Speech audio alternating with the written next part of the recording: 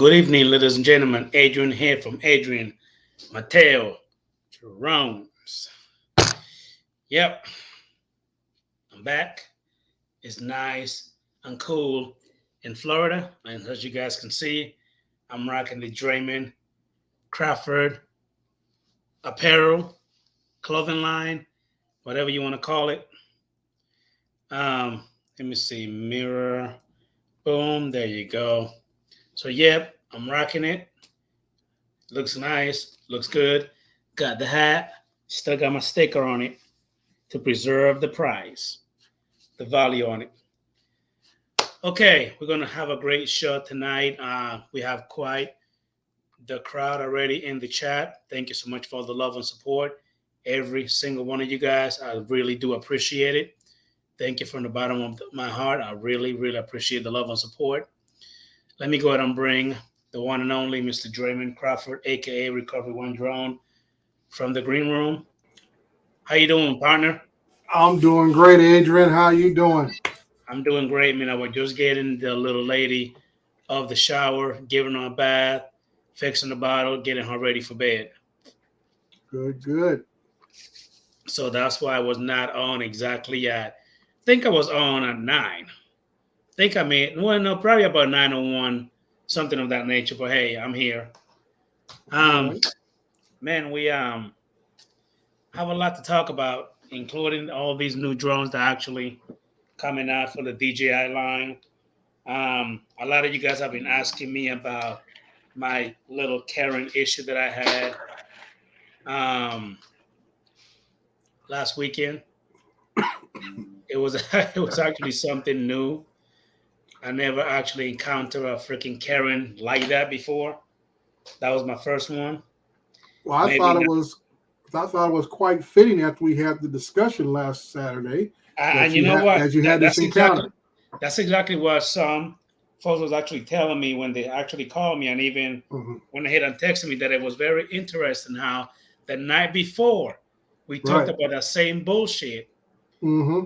but yet someone went ahead and approached me with the BS, and it was actually a matter of, I would say that it was more when the cop approached me and they came to my property, which again I spoke to him very polite. Hey, I showed him on my it'll be the credentials that I have, my FA number on my drone. I showed him this, I showed him that. He actually has some knowledge, you know what I mean, about it. Right. So it actually went pretty smooth. Let me go ahead and stop it real quick. Hey, Mighty Drone World, I apologize, buddy. Actually, your link is on your way to you right now. Just give me 1 second. Man, I was actually busy. Well, But let me go ahead. before we get started, let's go ahead and do all the hellos in the chat. That way, give Maddie a little time. Yes. Um, Boom, sent. I do see that we have, where is it here? Let me see. The first one was actually Mr. Robert Glazier. Thank you for popping in. We got Mr. Jody Drone Shots. We got Joe Fortaleo in the Easy. We got Mr. JDS Flying Canic. We also have Mr. Al Diaz from Time to Fly. We have, let me see here, Stephen Drones. Michael Belshi. Thank you for popping in, everyone. I really appreciate the love and support. Did I miss anybody else? We got Susan Lee, Peter Carroll. Thank you for popping in. We got Leonard from JSK Enterprise. Johnny Drone Flyer. Thank you for popping in, buddy. I really appreciate it. Mighty Drone World. Did I miss anybody else? So far, that's everybody in the chat. Let me see. No, we got Donnie the View Chaser. We also got Yeah. Mr. Scott Nadal. Thank you for popping in, everyone. Really appreciate the love of support. Thank you. Let me go ahead and get this heating pad plugged in to get my back nice and going. So Dre, what I'm doing is, how was your day, buddy?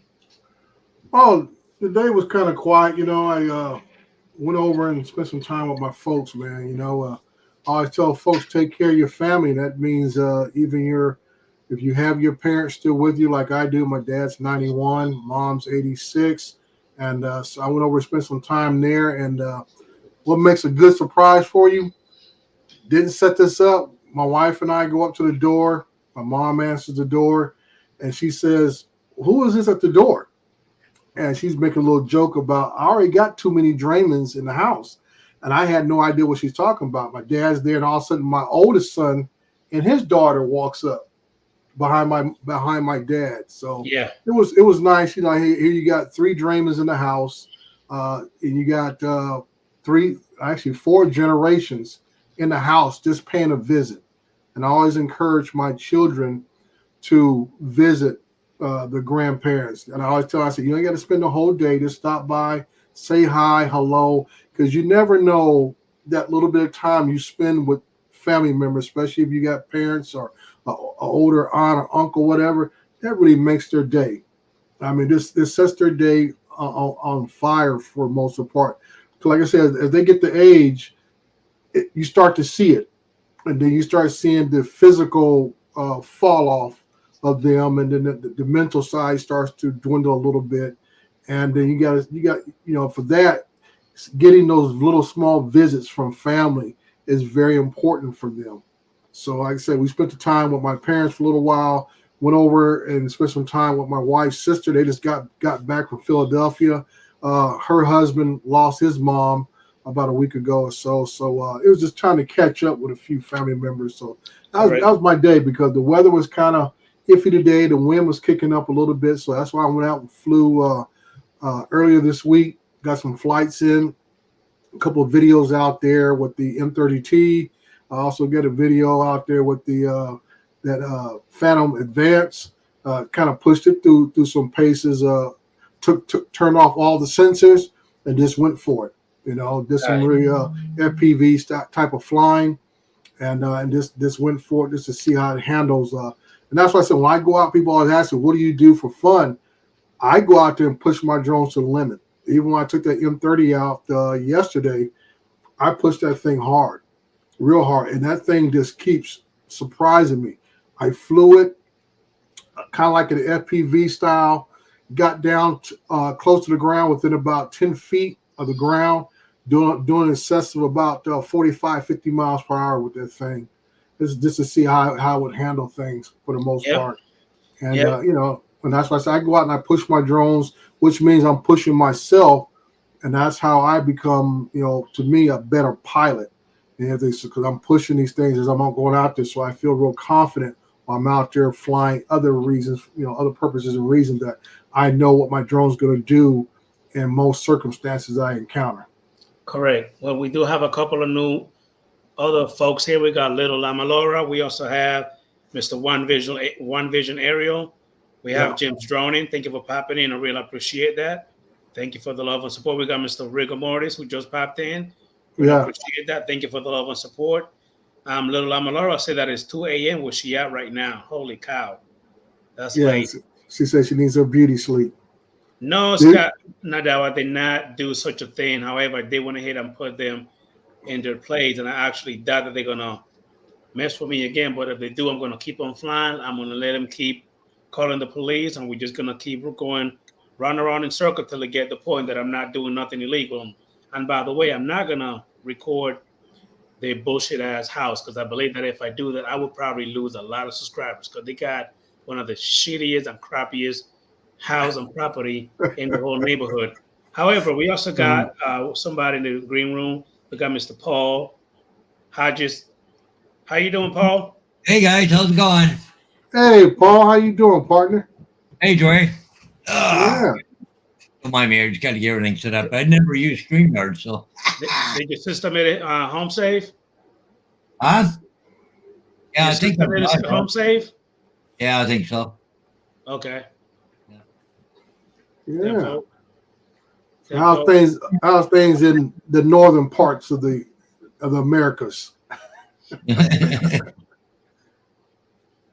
All right. So, what are you guys up to?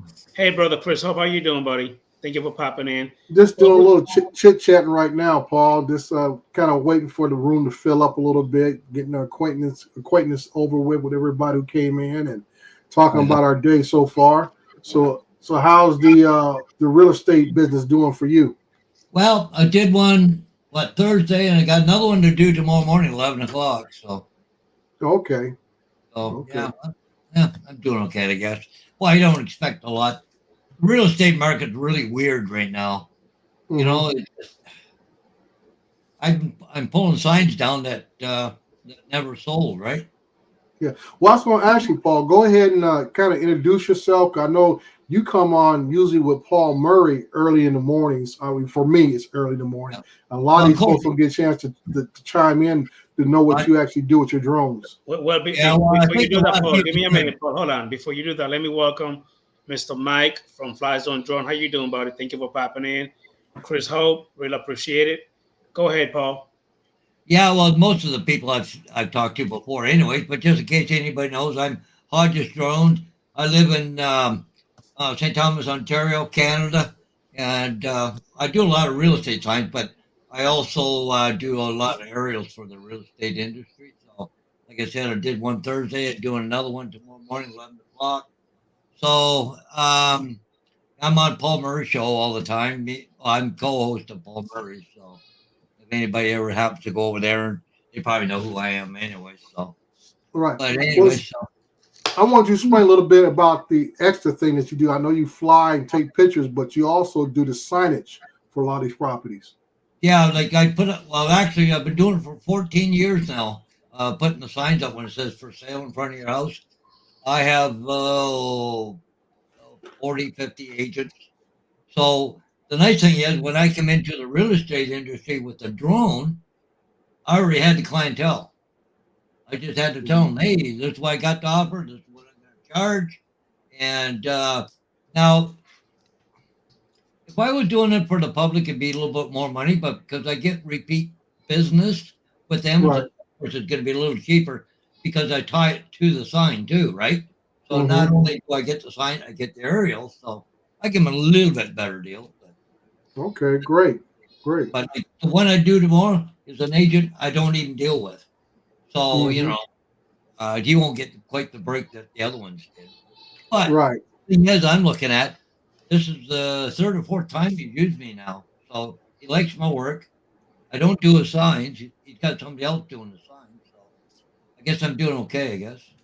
Yeah. Well, you never know. Eventually, he might need you in the pinch, and then you'll get the whole Well, I might process. get oh chill out or because the other guy Yeah. might come in or do something or whatever, right? So, Right. Right. but I do get a lot of it's word of mouth, right? Yeah. Because real estate agents, they talk to each other all the time.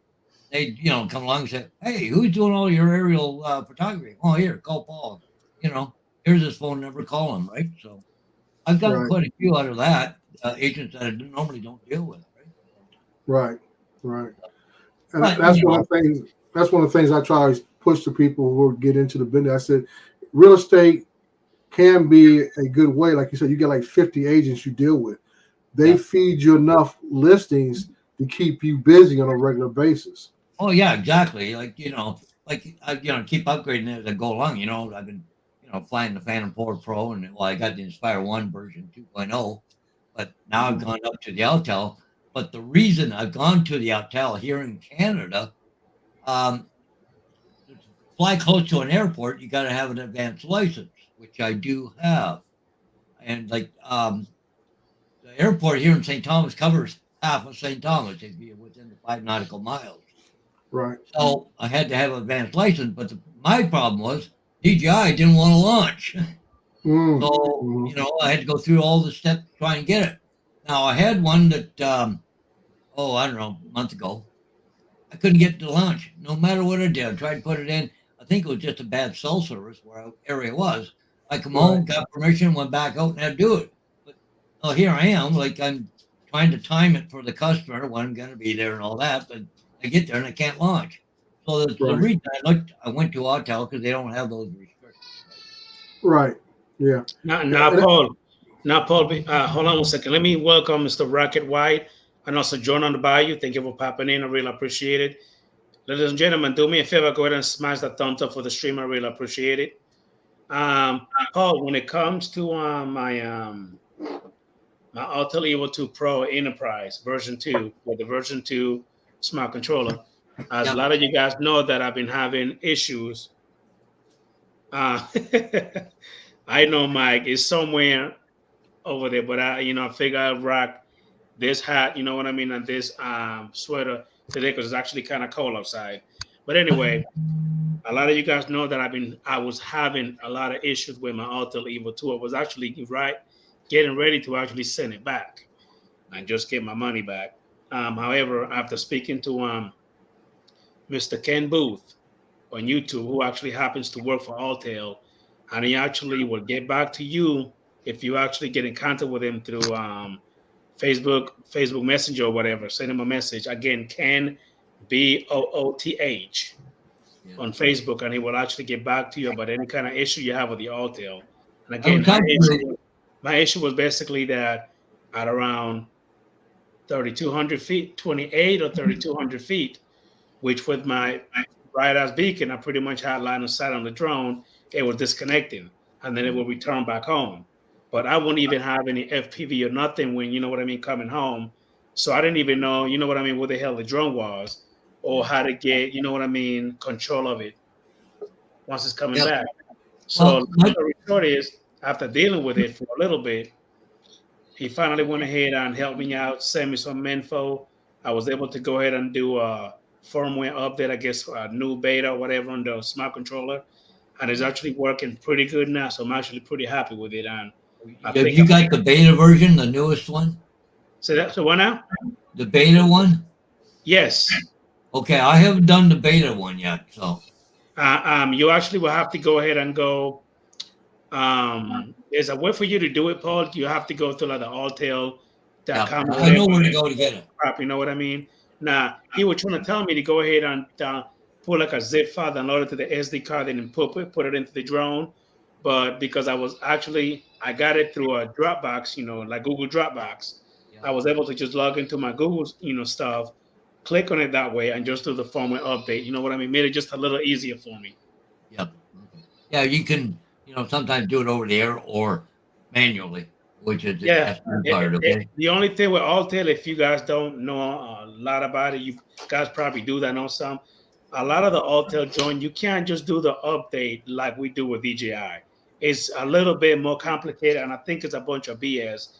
Yeah. I was actually going back and forth with him about it, but after he actually explained it to me, and Aldias, by the way, who was also helping me, Time to Fly, you know, I was able to get it, you know what I mean, work properly. It's Well, working now, some of that good stuff. Hey, yeah, Londino, how you doing, man? Thank you for popping in. Oh, we got Mr. Lee, Yellow Rose Jones, and Green One. Let me go ahead and bring him on in. How you doing, buddy? I'm doing just fine. yeah. And I've learned with the Autel drone, you have to if you do the SD card method, instead of over the air, much more reliable. Yeah. My first flight with the Autel wasn't great. Now, it was kind of I was out in the country, but we used to have a Ford plant here in St. Thomas. Okay, it's now become an Amazon. Now there were some high-powered lines close by, but not that close. But anyways, 5.8, way it went, it flew no problem. And all of a sudden it would go along and it go stop because it seen something on the radar. Well, there was nothing there. This was in 5.8. And it was saying that it was like too sensitive or something. I don't know what it was seeing, but it would just stop. So then later on, I was flying along, and I'm going to go a little higher. Well, it wouldn't go higher as I was going forward on the one stick. It wouldn't go higher on the other one. Now, whoa, what the heck's going on here? So I stopped the drone, just let off on the control. I hit that button, then it went up. Then I went forward and went forward. But it was doing some funky things, and I'm just going, what the hell's going on? So I did switch it over to 2.4, and it worked great. No problems. It's just 5.8 seemed too sensitive. And like you said, it was dropping, disconnections and stuff like that. And all of a sudden it popped back on. But it was in 5.8. 2.4 worked like a dream. And that's another issue that I have as well, Paul. I really wish that Alta will actually fix that. Like once you do it in the DJI drone, it will never revert back. You know, it will Yeah. always stay like that. However, Altair, I don't know if it happened with the new update that I did a little while ago. I'm sorry, when I actually got mine the first time. But at first, it wasn't going back to the 5.8. It will Yep. actually stay where it is. But there was another update that I did. now it keep going back. Anytime I turn it off, turn it back on, it goes back to the 5.8, like you said. Yeah, you So, and I can't think it's default annoying it. because if you forget, you know what I mean, you will have the same issue again. Yeah, I know, but they're see, now this is the problem because it always defaults to 5.8. I'd Yeah, at least like to see it default to auto, if anything. That's what I was going to ask. Oh, It doesn't have an auto setting to go either No. way. no. you can put Wow. it into auto, but when you shut the drone off, it defaults back to It 5.8. will go back to that anyway. It does have an auto Okay. for like dual band. It does have Right. that, but again, Oh, the man. second you go ahead and turn it off, and you turn it back on, boom, it goes right back. It goes back to Yeah. 5.8 gigahertz. So Okay. if you're flying a job with 2 or 3 batteries, every time you shut it off, go restart, you got to change the frequency again. Well, which Evo are we talking about on this one? The Evo 2 Pro Enterprise. The Evo 2 Pro Enterprise. Oh, okay. I don't have the Enterprise. I just have the Evo 2 Pro. I don't know. How about you? Does yours default back to 5.8 all the time? Every time you start it up? I don't know. I can go get mine and start it up. At least says I ain't got no problem, so I ain't going to invent one. What's going on, David? Hey, Easy Drone Dude. How you doing, buddy? Thank you for popping in. Hey, Guys, do me a favor, smash that thumbs up on the stream. I really appreciate it. And I've talked to Autel, but when I talked to the lady, and of course her name is Karen. But anyways, they she's supposed to get back to me on Monday. I think she might have called me, but I wasn't sure. But anyways, I missed the call. But as I said, you know, a couple little problems I've had. She was gonna on the Friday. She said, "Well, I'm at home, so I don't have a controller in front of me or anything." So she'd wait till Monday. So, but I've had a crazy week. So, anyways, I don't know. But I went into Autel Pilots and put that question out there. I've had 100 views and no replies. Wow. You know what, Paul? I also did the same thing too. I actually got a reply from someone. I guess he was trying to take me back to drone school and telling me about this and that and all that BS. But I tried to explain to him, like I said from the very beginning, you know what I mean? The drone, it flies. You know what I mean? It does what it have to do. I was just having an issue when it comes to where it was disconnecting after X amount of, you know what I mean, of Yeah, footage. not a new pilot. You know, on a feed. And that was my only issue, you know what I mean? But as far as the drone, you know, flying, doing what I have to do, it was fine. But it's annoying because it's rated at 5 miles range. But if I'm only getting 2,800 feet or 3,200 feet, then it's not working properly. Something was wrong. But if you go to under Autel Pilots, go into the Enterprise one, I asked a question in there. A guy had responded to me, but he gave me a link that's in there. You go to, Oh, no, Matty. and he explains all the stuff that's pros and cons. Autel, you know what it does and what it doesn't do, and all How that. you doing, Ray of Sunshine? Hey, What's up, boys? hey, Matty. How you doing, Paul? No, Matty Drone World. Lee, Doing all right, Lee, buddy? Trey, hanging in there. Good evening. Getting over a damn cold. Yeah, you doing better, man? Because the other day you sounded pretty bad, man. Yeah, I need to get out of the house, so I'm going flying tomorrow morning with a bunch of guys from South Florida. How you doing, brother? Aki Rasha, Leonard from JSK Enterprise. Thank you for popping in. Really appreciate it. Yeah, they're excuse me there, but easy. Yeah, I think I'm gonna try and update my RC with it, but I'll do that after my flight tomorrow. I'm just see what happens. Yeah, that's the thing that again, it's not even the drone, Paul. It was the drone. It was more of the smart controller that's having the issue. For mine, I don't know about yours. But I see they just put Autel's smart controller on the market again. They got a whole bunch in now. They're selling them. But I know that that Autel is coming out with a version 3 now. But except the version 3 is going to be the same fucking drone, same bullshit. Same But drone. it's just gonna be a version 3, and that The will drone be is able, gonna be smaller. and that one will be able to have the firmware update for you to be able to have the remote ID, on it. Right. But the one that we have, you're gonna have to buy that, module, whatever it is. Yeah, I'm waiting to Guys- see how much those modules end up costing and how much they weigh. And I don't mean to be that I don't could mean to a be little bit of a cruel, problem, guys, Lee. but guess what? Oh, hey, right there. See, Canada, we don't have that problem yet. Yeah. Not yet. You don't. Didn't the FAA promise us they wouldn't cost more than $5? Remember Probably when a they were little doing more all than the that. comments? Oh yeah, well, it's gonna cost you $5. It's gonna cost a little more than that. I think so. For 107 flyers, you're gonna have to buy more than one.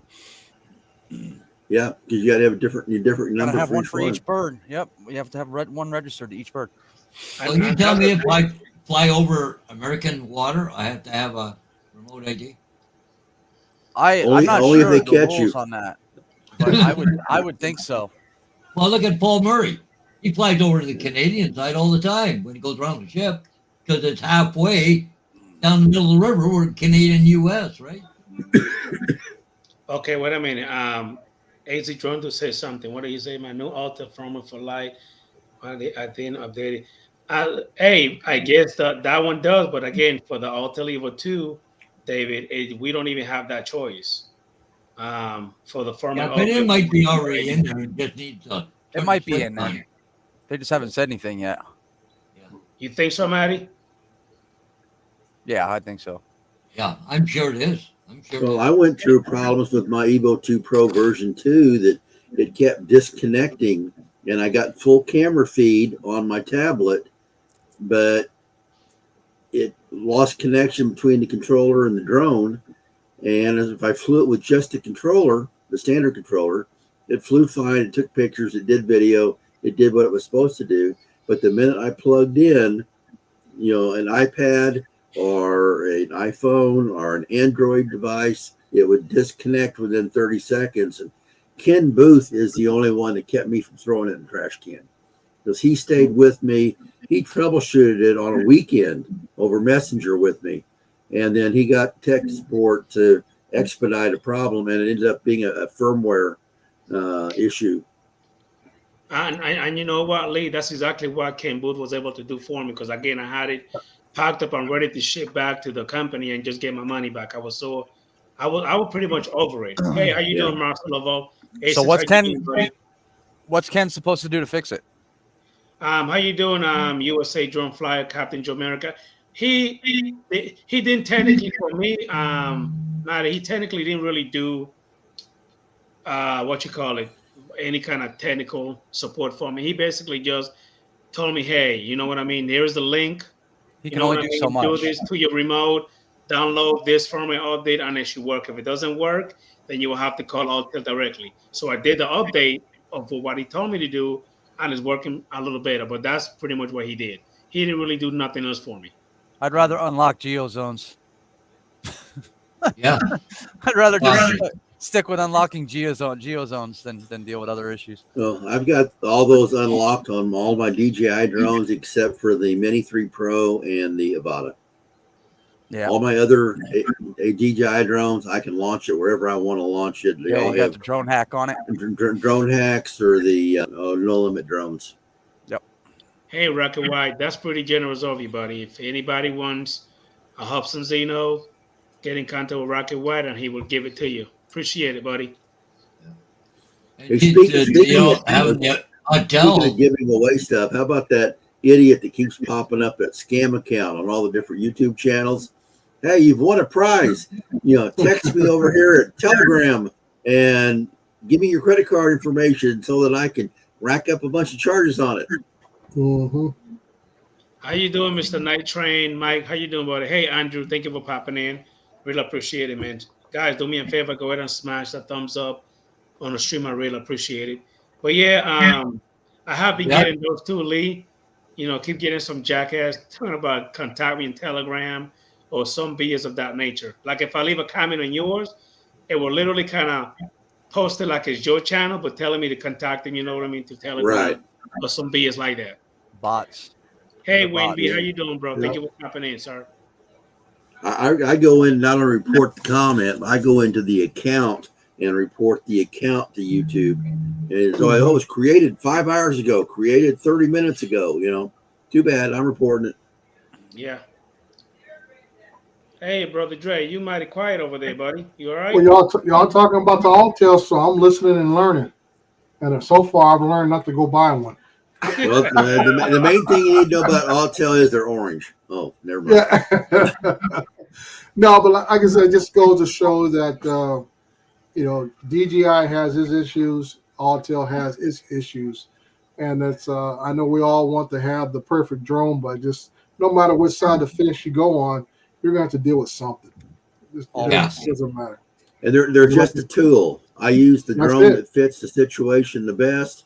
I'm having That's a it. blast with the Avata. Mhm. Planning to do some real estate inside stuff. I did a nightclub with it. That was a challenge because I had 0 GPS signal for stabilization, Mhm. and it was dark. Oh boy. Except for all There the you go. strobe lights and the laser lights and the fog machine and whatever. Oh wow. But Yeah. but we flew with nobody in there. The guy wants me to Mhm. fly with when it's got people in there, and I said, if you accept liability, I want it in writing because I don't have insurance for flying inside. I only have Yeah. liability for flying outside. Mhm. But the Avata has got the bumper, the closed ducts, whatever. I've got Ken Dono's extra protection things on there, which has really saved it a few times. I've crashed it head on into trees before, and it just bounced off. Good. Hey, brother, That's full great. state area photography. How you doing, sir? Thank you for popping in, buddy. Yeah.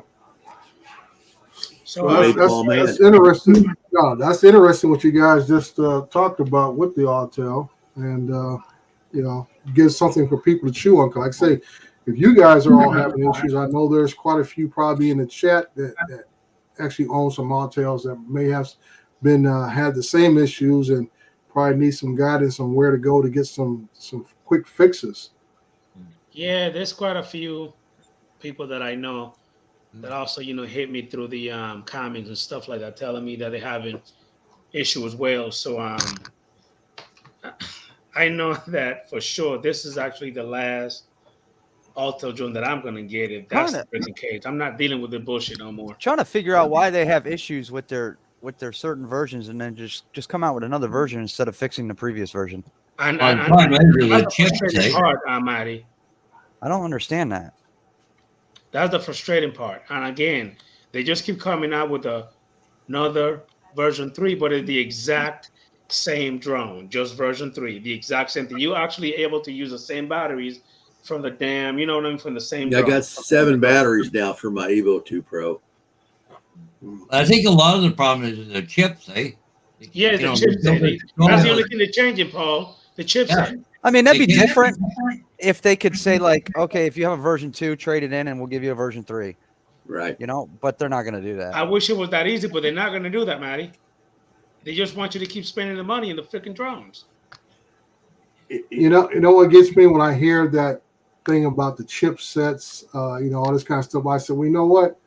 DJI's got to buy the chips, just like Autel's got to buy chips. So Yeah. I really can't get behind the chip set issue. Like I said, you got other companies out there that make drones, who have made drones over the years, and they're not having compatibility issues from one model to the next model. And That's because they've got a membership at Costco, and they can go buy all the chips they want, barbecue or kettle fried. Is that what it is, Lee? Yeah, got to get that cherry wood. I pulled that once at the Chevy dealer. I took my Traverse in to have them look at stuff that had nothing to do with the electronics. And the service advisor said, oh, well, we can have a mechanic look at it for 5 to 7 days. And I said, okay, make me an appointment. I'll come back. Oh, no, it's got to be sitting here in line waiting for the mechanic because there's a chip shortage. And I said, well, then you're not getting my business. And I contacted the lady that's one of the family members she's on Instagram, April Ansira. And I said, April, I just had this wonderful experience at your Chevy dealership. And here's what happened. And I just want to know, I'm going to go to Costco and buy some chips. I want to know if there's a chip shortage. What kind of chips do I need to get these mechanics so they'll go back to work? They want kettle fried, they want barbecue, they want crinkle, nachos. What do they want? And I said, because that's not a customer experience that anybody should have to suffer through. Right, you should be able to make an appointment to come in and have a mechanic look at your vehicle. And if it's a week from now, so be it.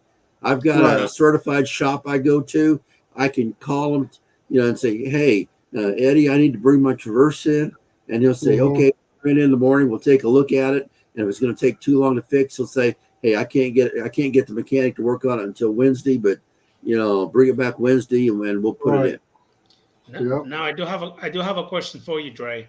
On that video that you made with your M30T, when you say you actually pushed it a little bit, I actually have it up now that I'm about to play it. Uh-huh. Question: is that music It's um, epidemic. is Epidemic? Okay, then I'm Yeah. not gonna play because I don't have it. Then okay, Okay. so just give me a minute so you guys can actually No see what problem. Dre was actually talking about. Actually, that thing look like it's freaking moving, man. Oh, I can say I was pushing it. I took it out of normal mode and I was doing it to about 51 miles per hour. And that part I didn't show you because the train came by. I swooped over the top of the train, flew right along it, and I'm scooting right past the train, about 51 miles per hour. That thing Like I was said, moving. I kept the video real short. A lot of footage. I got it stored on my computer while I was flying it real fast. So give me a minute. Let me go ahead and hit play real quick.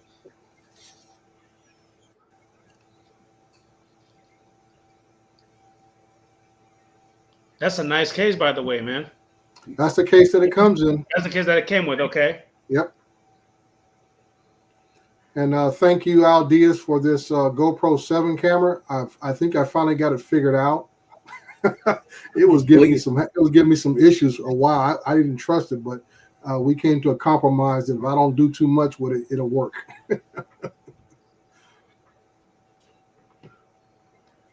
That thing is a beast. Yeah, it's a big boy when it sits out there. Yeah, but the thing is that, man, 50, 51 miles an hour, that's pretty fast. Yeah, right here, I was doing about 35 miles per hour coming around this tank up here. Also, the RTK station is just coming in off to the right side, right up on top of there. Here, I came down to within about 10 feet at the lowest because I started at a higher plane. I can actually see the shadow right there of the drone. Right.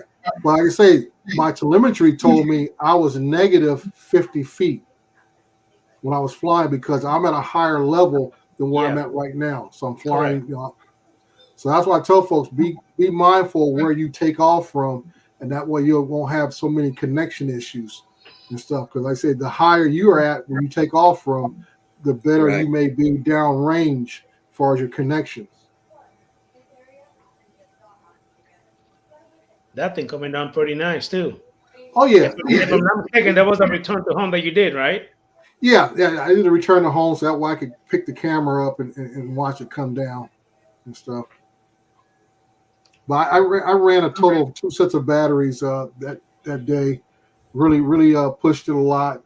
There's a lot more footage. I was over at the park, which is the regional park, and I was just swooping in between trees and everything else. That sucker, man. And I say it almost will get away from you. You're not careful.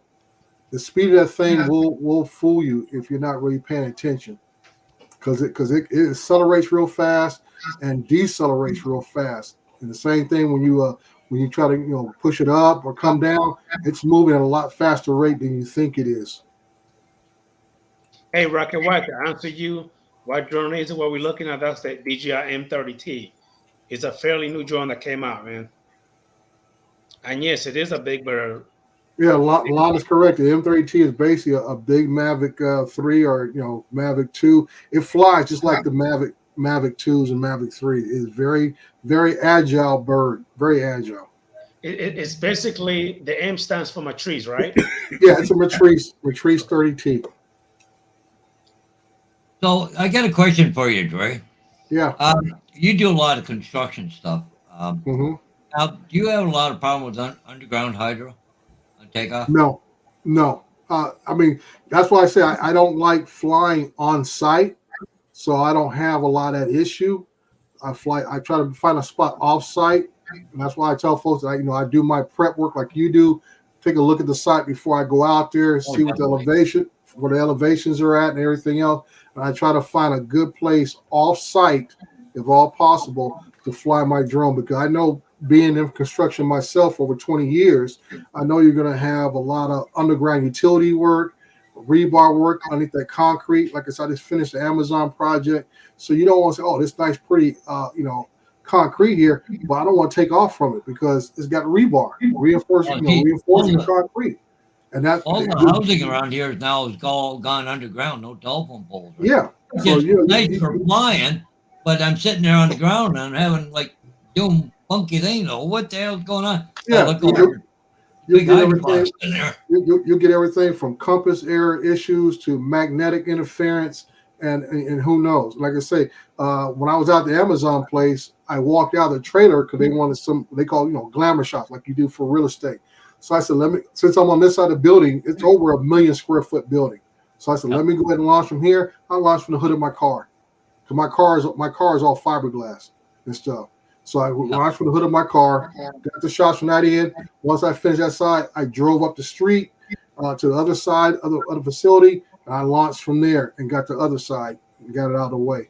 But taking off on any locations, you got to be mindful of things like that, of underground utilities, things of that nature, especially on new construction, because it's right there, and it can affect your compass calibration issues and stuff like that all the time. How you doing, brother? Uncle Bill, how you doing, man? Thank you for popping in. Really appreciate it. Hey, the Uncle Mavic Bill. 2 Pro is real sensitive to that. Yes, it is. Mavic 2 Pros are notorious getting that magnetic interference error on the controller. That's one. You know what, Dre? You and I talked about it before. And if anyone has the Mavic 2 Pro, a V2.0 like I have the Pro Plus. It happened to me again, Dre. Now, keep in mind, I've already done the campus calibration here many times, but today I decided, let me go ahead and just fly, you know what I mean? A little sunset or, a little night, whatever. And I had to go ahead and do another compass calibration again. So I don't know why I have to keep doing one every time I turn it up and pop another battery in there. So what are your suggestions? Or anyone? My suggestion like that, you talking about your Phantom. My DJI Phantom 4 Pro plus V2. V2.0. There are issues that the internal board, the compass board, could be faulty wiring for it to solder to it. And I would definitely take it in and have someone do a diagnostic on the compass board itself. I've had one of mine done before, because same thing. I was bringing it in after each battery change, and I was doing a compass dance, and I said, "This is not normal." I don't do that with my other ones. So and I said, when I finally sent it in, because the guy I talked to on the phone, he said, "Did you do this? Did you do that?" And I said, "Yeah, I did all these different things. And I think it's something internal." Sent it down to them. They replaced the compass board, and I haven't had to touch that drone since. As far as compass calibration. Now, was that at the company's expense, or did you have to pay for that? No, I paid for that. My drones are way past. My drone is fairly new. Yeah, yours is new. That's why I say I was send it in and get it repaired while it's still under the warranty. Mine it was a minor. I think it cost me, I think it's like $80-$90. And I sent it down to a place in Irvine, California. They had it back to me within a week, and I haven't had any issues with it since. So, I mean, those are the little things you got to, look at when you're flying. And the same thing, because I did a job, and it was kind of funny, because I did this job of a bank, and it wouldn't finish the grid pattern. So I left that job. I flew with another drone, and I went to another job, which was a recycling center, and it flew that one with no problems. But when I changed batteries, I had the compass error. I had to change it then. So I'm like, okay, this other job, it stopped mid-flight. The other drone flew it no problems. Yeah. Went to a second job, it flew it, but at each battery change, I had to do a compass calibration. I kept saying compass error. Oh, no, it shouldn't happen. No, it shouldn't happen. So I knew there was something going on where I got two different. That's why I tell folks I bring two different drones out to every job I go to. So if something happens, I have a backup. If one drone's acting funny, I got another thing here. So I can compare. Because I say same type of identical drones. So I say if one drone does it with no problem, the other one's giving me issues, I know it's the drone and it's not airspace issues or it's not something else. It's the drone itself that's the problem. So Yeah, that's why I said sometimes you just gotta, say I gotta get this checked out, get it checked out. What's going on, Mr. Chris Sunrise Water Media? Thank you for popping in. Really appreciate it. By the way, Dre, do you happen to have the V2? No, I didn't buy the V2. All mine are V1s. V1. Do you have any of the DJI Phantom, Lee? No, Okay. no, If I'm I've not got mistaken, I've Mario, got the you did Mavic have Pro, one, right? Mavic Pro, Mavic 2 Pro. I've got the FPV, got the Avata, got the Mini 3 Pro. I have too many drones.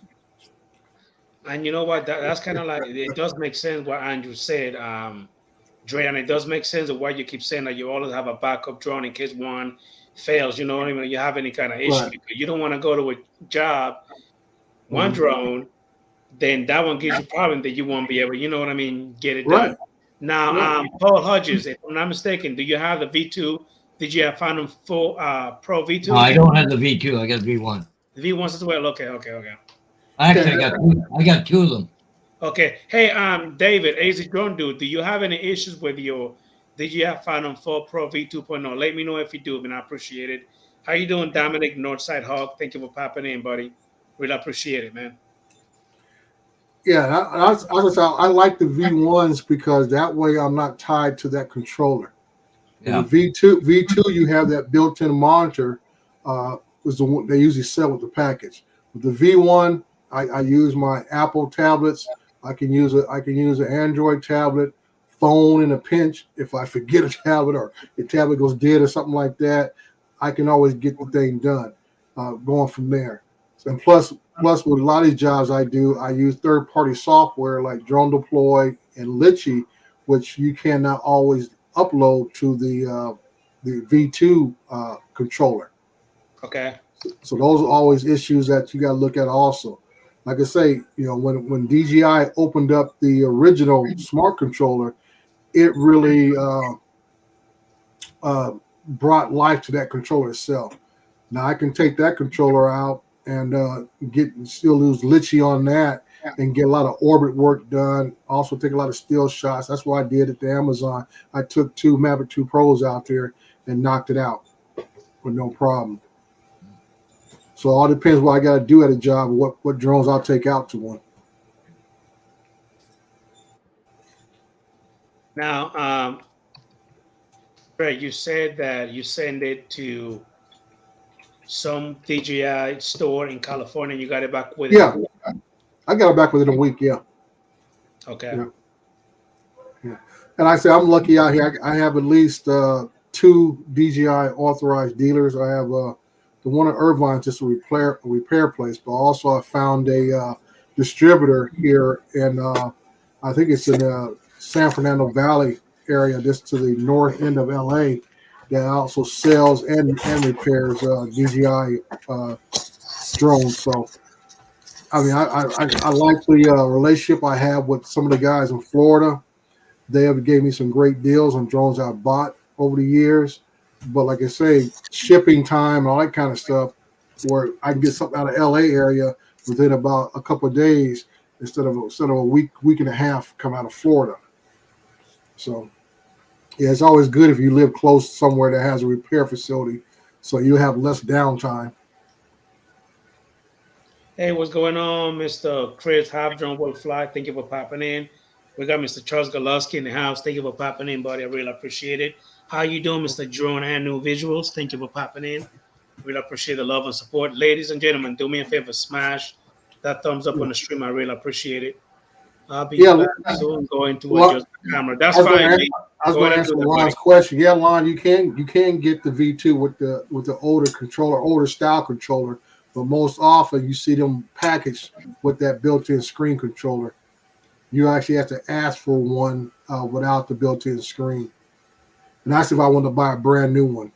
All of my Phantoms, I have been looking at to buy them refurbished or even used. Now you have been lucky to also get a couple buying it from somebody else, right, Dre? Yeah, like I said, the one I just bought, which is the Phantom 4 Advance. Now, like I said, the Advance has the same camera as the Pro Series, but it does not have all the sensors. Okay, it only has the front sensors. It doesn't have the side or the rear sensors. So Okay. everything else is the same. So I said that's why I can go out there and turn the sensors off on that thing and fly like a madman with it, and it just goes like the old Phantom 3 series. That's why I like the Phantom 3 series, because they have no sensors except for the bottom sensors, and you can fly. Those things go from 0 to about 35 in about 5 seconds. It's like from zero to naught, man. It's going full blast, and they don't stop for nothing. And you know what? You're right, because when I get that Final 4 Pro Plus in the air and just smash that throttle forward, that thing just holds ass and just move. Yeah, yeah. Like I said, if you turn the sensors off on that thing and put it in sport mode, like I said, you better be very, very careful. Now, what is the max speed that you ever rip that thing through? Probably about a good 39, 40 maybe miles an hour. No, I've had my Phantom at 45 miles per hour. 45. Is that like on a going with the wind, or just No, like this- nice and smooth? Just nice and smooth.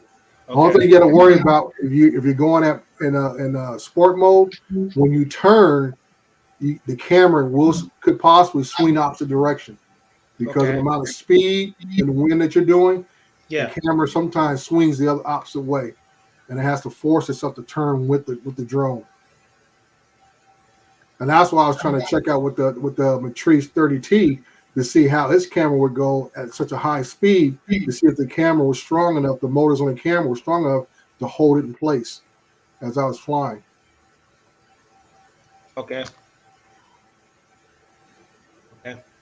I'm really surprised that Night Train was saying, too bad they wouldn't come out with another Phantom for commercial, but the Phantom was been a popular drone, or well proven drone, right? I'm surprised they couldn't. Oh yeah, it's a proven drone. I said it, this new Mavic 3 Enterprise is the replacement. That is, you want to say that is the replacement for the Phantom with that mechanical shutter on it, and it's going to be carries DJI forward, because it gives everybody what they want for years. Now you got a compact drone that has a mechanical shutter, has almost a third more flight time than the previous Phantoms, and you got everything else that you want. Yeah, and Delta is the first drone I've had that's been folding, right? For me. Yeah. So it's a big move for DJI, and like I say, except for the fact that you still got to get unlocks in certain areas and all that kind of stuff, this Mavic 3 Enterprise is really going to put them a couple of steps ahead of everybody else again. Because, like I said, nobody even tried to match what the Phantom 4 series did. Altel didn't try to match it. Nobody else. Skydio didn't try to match it. Parrot didn't try to match it. Everybody jumped on the foldability aspect of drones, but nobody tried to jump on that mechanical shutter part. And DJI sat on it for years, and now they finally put out another drone with a mechanical shutter. Yeah, but as far as the geofencing, I can understand why they want to do it, especially for new pilots. But if you get 50 or 100, flights in, you should be an option to be able to turn that off. It'd be nice. It's like anything else. The problem is, Paul, I'm sure you guys get incidents up in Canada like we down here in the States. As long as you have people who are going to do silly things, flying over sports events, flying over other activities and events, this is what keeps geofencing in place. Yeah. Because you have people who, either through ignorance or through obviously don't care about the rules and just want to break them to do whatever they want to do, is going to keep us locked down for the most part. But the thing is, too, like, there's police, fire departments, all the emergency rescues and all that. Mm-hmm. They've got those drones, and they're not locked. Well, like I say, you have to apply for it. And like I say, I have a COA for my city, just like you're talking about the zones where you live at. 75% of my city is Class D airspace. Yeah. So I went ahead and applied for a COA for myself through my engineering department. So all of my drones are unlocked to fly within my city day or night. Nothing stops my drones from flying, because I have the status as a first responder, just like fire and police. So no matter what, my drones get up and fly. Question, Oh. Dre. Yeah. However, on that same note, Hmm. do you ever have? Hey, James Morgan, how you doing, bro? Thank you for popping in. I really appreciate it, guys. Do me a favor, smash that thumbs up on the stream. I really appreciate it. Share the link. Invite everybody in. Make sure that you guys subscribe to one another channel, support each other, all the good stuff. When it comes to any of your drones, Dre, depending on what area you're flying, Hmm. have you ever had to basically just stop your mission because you're flying on a certain class that you haven't gotten any approval, and you have to just call it quit? I had an issue doing a job out in Chino Hills, California. The reason why I'm It, asking it because there's some, if I'm according to the remote pilot 101 that I'm going through my class on Pilot 107, hmm he's saying that something you have to actually make that request 90 days in advance. It could be 6 months. It could be even a year before they even approve you for you to fly in that exact class, whatever which one it is. So go ahead. Right. Well, I had a job out in Chino Hills, California. It was a shopping complex. They want me to do the same aerial shots, all four directions. Now, Chino Hills, California, has a total of 3 different airspaces, all controlled. One out of Ontario Airport, Chino Airport, and you got Pomona Airport. Now, what And class are those? like I say, Ontario Class C, Okay. Chino Class D, Pomona Class D, but Okay. they overlap. Okay. So what I did was I got a Lance authorization through Chino because that was the closest one to where I was at the Yeah. Chino Airport. But because I had to take some shots at 400 feet, I was going up into Ontario's airspace. So the drone only gave me approval for 200 feet, 200 feet. Okay. 200 feet, and I couldn't go to 400 feet. And it was confused at the time because, like you said, I put in for 400 feet, and it says I was approved for 400 feet. So on the west side of the property, I can go 400 feet. To the south side of the property, 400 feet. But to the east side of the property, 200 feet. And to the north, the northeast side of the property, and north, 200 feet. Okay. And that's what I say. Overlapping airspace, different levels of approval you may get. That's one thing that's crazy when it comes to the technology of the drones that I'm actually in love with, and I think that's why I'm going drone crazy somewhat.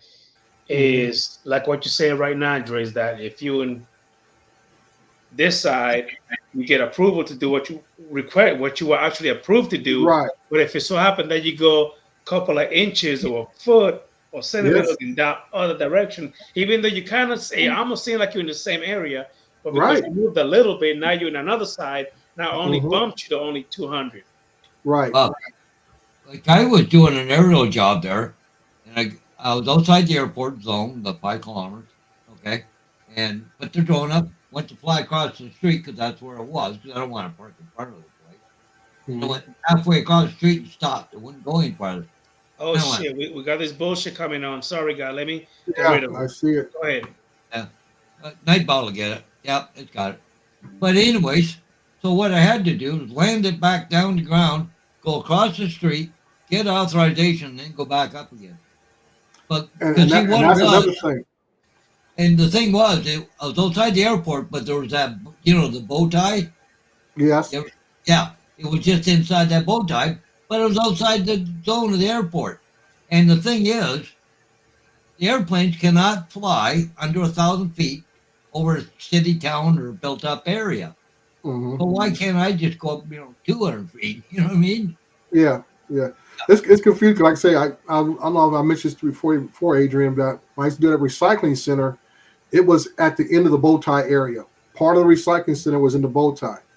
So I had to launch from 2 different locations at the facility outside. So one part I had to make sure I was inside of the controlled airspace. Yeah. Okay. And fly that part of the yard by itself. And then once I went down to the next block, I was in Class G airspace. Now this is where it gets tricky. When you launch from inside controlled airspace, and you got authorization to fly in that controlled airspace, that space has been opened up for you for your drone to fly. Yeah. If you try to fly over the Class G airspace, your drone recognizes that as a non-fly zone now. Is somebody playing the stream Yes. for YouTube and I never heard of that. Wow. Yes, and that's what throws a lot of people off. I said once you fly in controlled airspace and you got Class G next to it, it will treat Class G as a no-fly zone because you're only authorized to fly in that controlled airspace. how you doing, Donna Stallion? Thank you for popping in, buddy. I really appreciate Yeah, it. So what I had to do, Paul, was I had to sit down on my map, split the grid up right at the borders of the airspace of G and D, and make sure it was just those pictures would line up just right and stuff. And then it makes it funny. I only could use the Phantom because some reason the Phantom when it flies, it drifts a little bit when you get to your next location. Because I try to do it with a Mavic 2 Pro, and it would stop dead in its tracks. If it got close to that other airspace, it would stop dead. The Phantom would kind of drift a little bit till it got back into its regular airspace and continue flying. It is weird. So I always, like I said, it's one of the things between the GPS and the Phantom and the GPS and the Mavic 2 Pro and stuff.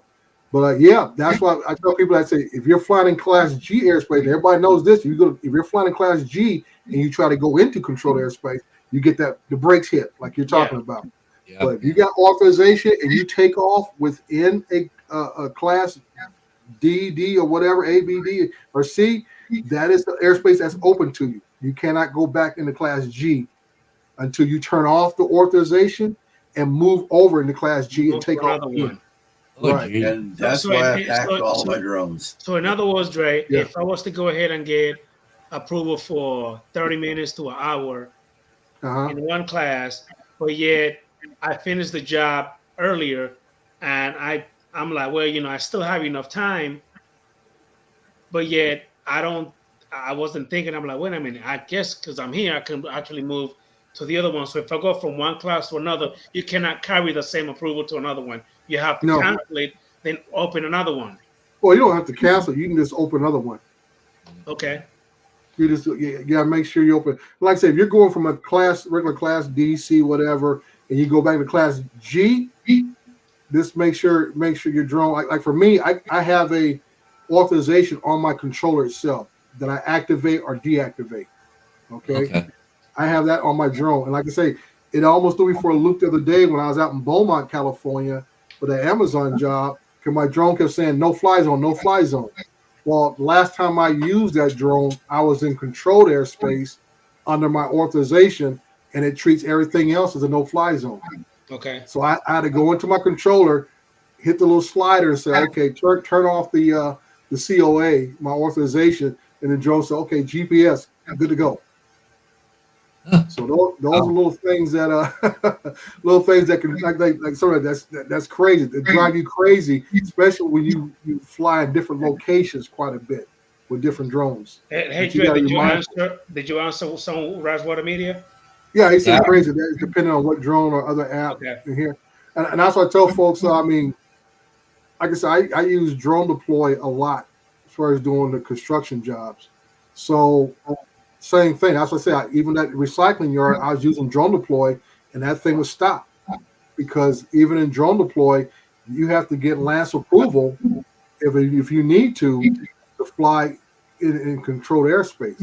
So even some of these third-party software also has requirements or recognizes different controlled and non-controlled areas as far as airspace. See, in the U.S., you got to go LANC approval. Here, we have to go through NAV Canada. Right. The NAV now. Yeah. So that's just little things that you'll learn as you go along, because it threw me for a loop. I remember the first day I was out there, because the first day I did that job, and I was thinking, okay, I'll look at my location, where's the best place to take off from, everything else, and I'm like, my drone's flying, and it'll just stop. I said, why is it doing this? and I had to figure it out. I had to figure it out because even the company, which I found out later, this is why they had to contract the job out because their guy, one, he wasn't 107, two, he couldn't get authorization, and he couldn't figure out why his drone kept stopping, like mine did. So this So what do thing. you do with an airport in Class G?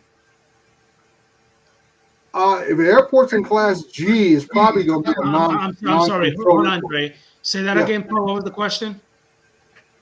You said about an airport Class G, right? Yeah, Class G Yeah. airport. Like here, Yeah. okay, in Canada, Class G airport, I have to notify the airport manager, but he can't refuse me. Okay, but I just got to tell him when I'm flying, where I'm flying, how long, what heights. Right. Okay, that's all I got to do. I send him a little quick email, and he comes back and says thank you, and that's the end of it. Right? Yeah. But my question, Paul, is why the difference between you guys in Canada and us? Because I thought, Dre, that we don't have to call anymore. We could just do it through Lance and Well, get it done this, right away. like I said, this is the difference between Canada rules and U.S. rules. Now, I'm gonna address his scenario. What we do here in the U.S. There are going to be what we call private airports that are maybe non-control tower airports that may be in class. Yeah, may be in Class G airspace. Yeah, Okay. a registered airport. That's it. Right. I say so. At that point, yeah, you may have the option that you might want to inform the tower. It's not mandatory because it's a non-controlled tower. It's in Class G airspace, but still, as a pilot, you are responsible for your flight. Oh yeah. Simple as that. You're still responsible for your flight. So this is where you got to be, have a little common sense and say, okay, I can fly here, but you don't want to fly into the bow tie area, non-controlled tower or not, because that's where you're gonna have the most potential of a collision, or you're interfering with normal manned flight operations. Is in the bow tie area. That's Well, where I use here- my aviation radio when I'm in an uncontrolled airspace. I'll be listening to the pilots as they say they're approaching or departing.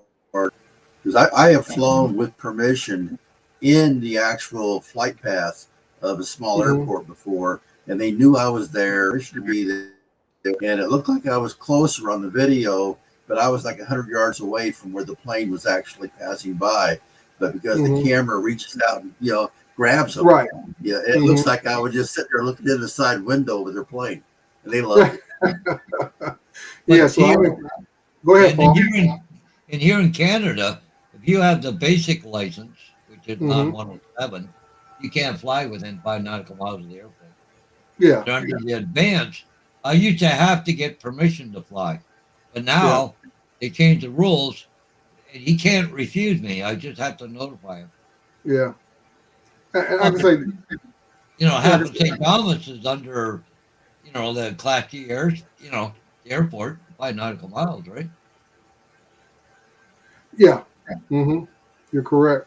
Now I had another project that was actually on the airport facility, another Amazon project, and I would call back then. I would call the tower, let them know, hey, I'm with the city of San Bernardino, and I'll be up, yada yada yada. I'm over in this area of the airport. They asked me how long you gonna fly for it, and asked me to call them back when I'm done. My only thing I was worried about there, because this is during COVID, so wasn't no flights coming in and out because of COVID. But my concern was the sheriff department helicopter. It was just adjacent to the construction site, and them boys get up and fly, and they don't care who's around. They just go. They don't care what direction. They just go. So that was my main concern, was if I heard those rotors fire up, I make sure I get down on the ground as fast as possible, because I know those guys are taking off wherever the emergency's at, because they're responding to a crime in progress most likely, and they're trying to get there as fast as possible. Stuff. Hey, Dre, have you addressed Charles Gillespie? Yeah, I was going to ask, could I request authorization from both airspace at the same time so you can fly both? Technically, Charles, yes, you can, but it gets messy for the aircraft because your aircraft is only going to recognize one authorization or the other.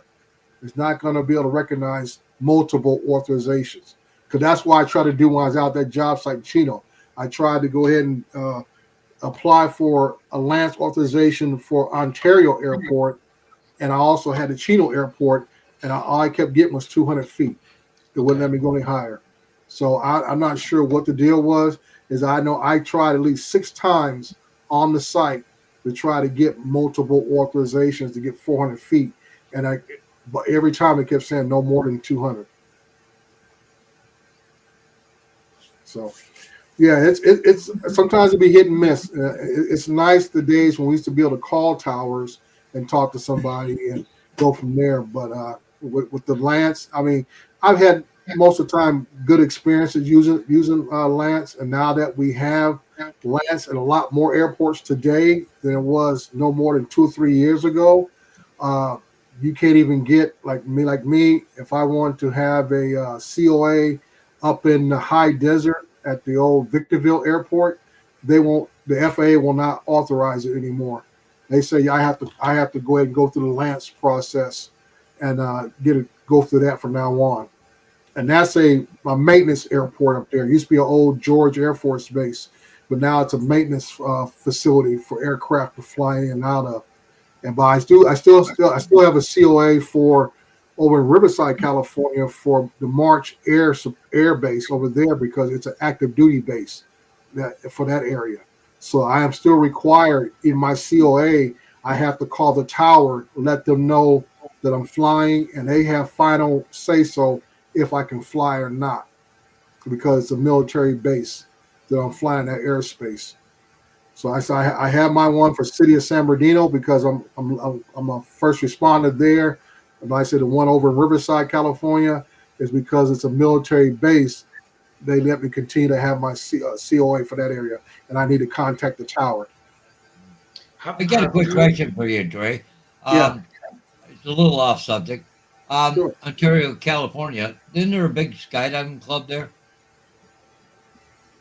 No, that's not. Big skydiving usually happens out in Paris, California, and down towards Temecula area. That's why. Yeah, Ontario.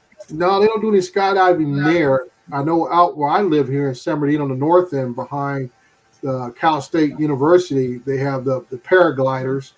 A lot of times during the year, do their jumps off the top of the mountains there, leading up to Big Bear. But the balloon people and the skydiving people usually are out of Paris, California, which is about 30 minutes to the south of me. Oh, okay. Yeah. I used to You know, jump out you of only need a airplanes years parachute ago. to jump, only if you want to do it more than once. Yeah. Now, Lee, you have your Part 107, Paul, Yes. Dre. Have you guys ever done, and besides the type of job you do already, Dre, and also Lee or yourself, Paul, have you guys ever done any kind of job when it comes to like any kind of farmland? You know what I mean? Just do a little bit of mapping and what's not. I've done property mapping with, I borrowed a Phantom 4 version 2 with the RTK and did, like the largest was like 450 to 500 acres. And trying to keep visual line of sight for that drone, even though I started in the middle, it was challenging. Oh yeah. But if I do it with my own equipment, I use the Mavic 2 Pro because the Autel can do mapping, but it can't work with, Lychee or any of the other apps. Mm-hmm. Yeah. I've been looking at that new one, that new Mavic 3 Enterprise, the one that's like $5,000 that came out, Mm-hmm. and I really, really would like to figure out a way to justify getting it, especially the thermal version. Yeah. Hey, Dre, I've done any mapping. So. Night Train said this.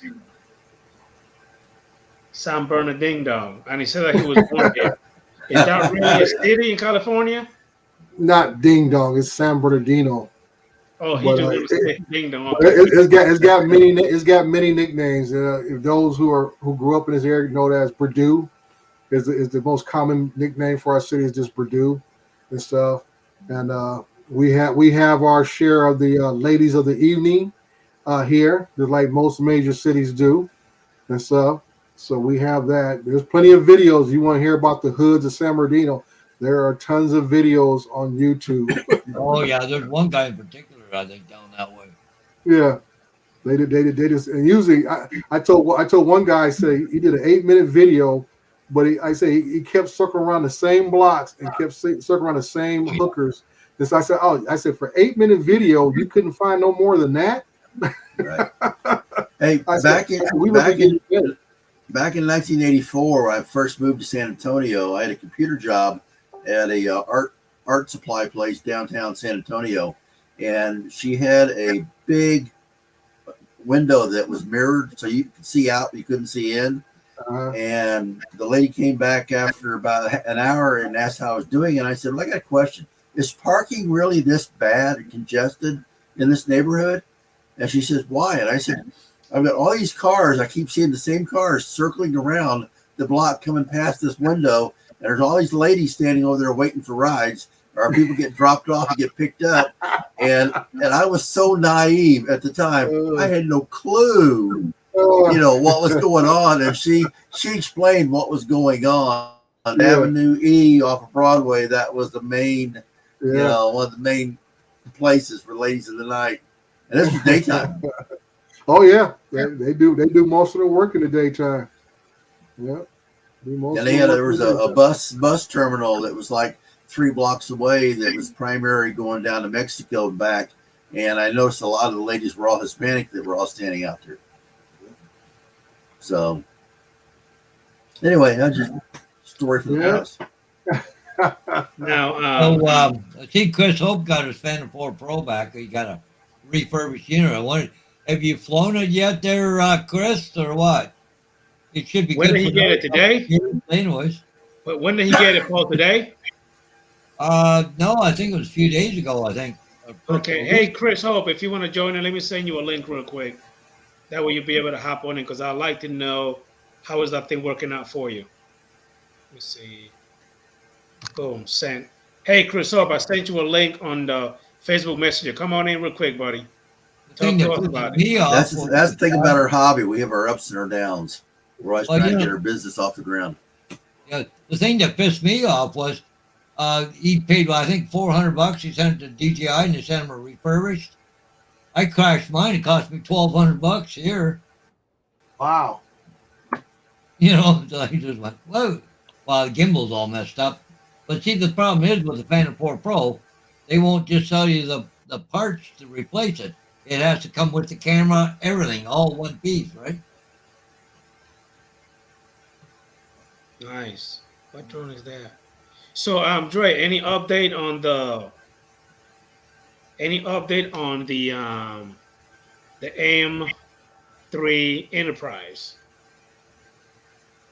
I haven't heard anything from DJI yet. I'm on the list, so as soon as I hear from them, I'll be able to find out what's going to happen. Hey, what's going on, Gary? Mr. Brown Ariels, thank you for popping in, sir. Really appreciate it. Hey, Gary, how's it going? When are they coming out with the new the Mavic 3, that Classic or whatever it is? Supposed to be this week coming up, the 27th. I think it's supposed to be the end of this month, ain't it? Some I thought it was the 27th. Yeah, I heard the 27th. Yeah. Do you have the Mavic 3, Lee? No. Okay. No, I didn't see a reason, because honestly, the Evo 2 Pro has been running circles around my Mavic 2 Pro in terms of handling the wind, the quality, the camera. It's actually my preferred workhorse for most of my general, aerial shots and, doing roof shots, compound shots, whatever. Now, I do have a question for you, Lee, on that note. Is it just me or the Mavic, not the Mavic, the Evo 2 Pro, it's not as easy to fly as the Mavic 2 Pro or any other Mavic? To me, I don't have any trouble with it. To me, it gives me a little bit of a hard time to get that nice cinematic shots. Yeah, I wish they could slow down the control just a little bit. I can't hear you, Paul. I wish they'd slow down the control just a little bit on it. The sensitivity. Right. I already said all of that pretty good. Yeah, I know. But all of my Mavics, after I said it, it's not so smooth. But when it comes to the Alta Levo 2 Pro, even though I bring it down, kind of tweak it up a little bit, it's still not giving me that nice smooth shot like the Mavics. It's just not doing Yeah, it. I don't have any trouble with mine, but yeah, it could just be pilot and the touch on the sticks. The thing I liked about the Phantom 4 Pro was that turtle mode, eh? You could really slow everything down. That was really nice. Paul, you going in and out. Say that again. Oh, am I? Oh, okay, sorry. Okay there now or what? Yeah, you better now. Okay, but with the Phantom 4 Pro, you could put it into turtle mode there, and you got real good cinematics, right? Like that, what the heck's the setting there? But it'll slow it right down. Nothing almost. You really get the good cinematic stuff with that. Are you able to fly your drone, that Mavic 2, or not, I keep saying Mavic, the Alta Levo 2 Pro for any of your jobs, Paul, with any kind of issues? Well, I've only had it, what, a week and a half, 2 weeks? Okay. I've only used it for one job, and I just do mostly photos. I don't get too much into video, so I'm still working with it yet. I love those 6K photos though. Everybody loves them. One thing that I did have noticed between the Mavics and the Alta Evo is the saturation on the video, the pictures. It's completely different than the Mavic. Oh yeah, and I just On the Alta Evo 2s. It's just hard got to my, match. It's hard to match video from the two different drones Yeah. together and not have it obvious. Yeah, I just got some filters just delivered 2 days ago, so I haven't even tried them. I'm gonna try them tomorrow. I actually have the Freewheel 8-pack for the about Alta Levo 2 Enterprise. I got that, and they work wonders. But again, even with the filters, you still show more. I don't even know how to call it. Is it saturation? Is it more dynamic range? What is it? But the videos and the picture look way different than the Mavics. Yeah. It just pops the colors out even more. You understand what I'm Are saying? you doing the HDR? Sir? Are you doing the HDR? I have it all on auto. I'm not Okay, even. you gotta put it in 2.65, H 2.65 in order to get into the HDR, in order to operate that. Obviously, Say you that can one do more it time. before. 264, you gotta go to 265. Okay. And there's another button, it's an HDR button right beside the record button. You gotta click on it, and it'll come on, and it'll just poof, it just pops. The colors, Okay. okay? Now, And is see, that if you don't have that on, you only run an 8-bit color. But if you turn that on, you go to 10-bit color. Okay. Now, I was going to ask Paul. Now, with that setting there, is it doing bracket shots, like 3 or 5 shots, and Oh, creating one? well, you can do it whatever you want with it. You can Okay. do things. No, because I know in the DJI, menus, you can do HDR, and then you can do bracketed shot where you can take 3 Yeah. pictures or 5 pictures, and that brings out a lot. So now you got the over and under, overexposed, underexposed, and you get mash it all together and get one nice, really saturated picture. Well, like I said, I just got it, so I really haven't had a lot of Yeah. experience with it, right? So, Yeah. And like anything else, even then, you get out there to fly and you're trying to do what you want to do, and you forget half the stuff that you know how to do. because the Phantom, I just got it set to what I want, what I like. Right. Yeah. You That's know? what I'm saying. You gotten Yeah, used right to it. So now, like, you're okay. just going all over the map trying to figure it out. Yeah, that's why I said when people do firmware updates and it resets the drone back to all default settings, and you go out and fly and you forget about that, you're like, what happened? Yeah, okay. All your settings went back to default. Now you got to go back in there and reset everything again. I'm waiting for him to jump in, Rocket White. I already sent him the link. He's got to be the one to click on it. Oh, Well, yeah, yeah, for Chris. Yeah, Chris Hope. Come on, Chris, Yeah. click on it. We want to get you in here. Yeah.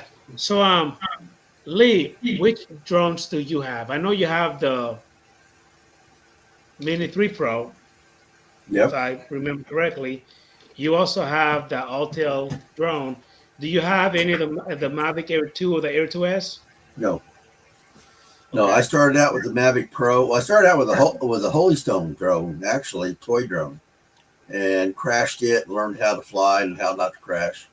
And then I saw somebody locally that had a Mavic Pro, and so I bought a refurbished one back in 2018. And then I bought a Mavic 2 Pro. Somebody needed some money, and they were selling a Mavic 2 Pro with a Flymore kit for like $1,200, and so I bought it, and it was good little drone, and I flew it for the longest time. And then I think I got the Evo 2 Pro version 1, and I crashed it about a year and a half ago.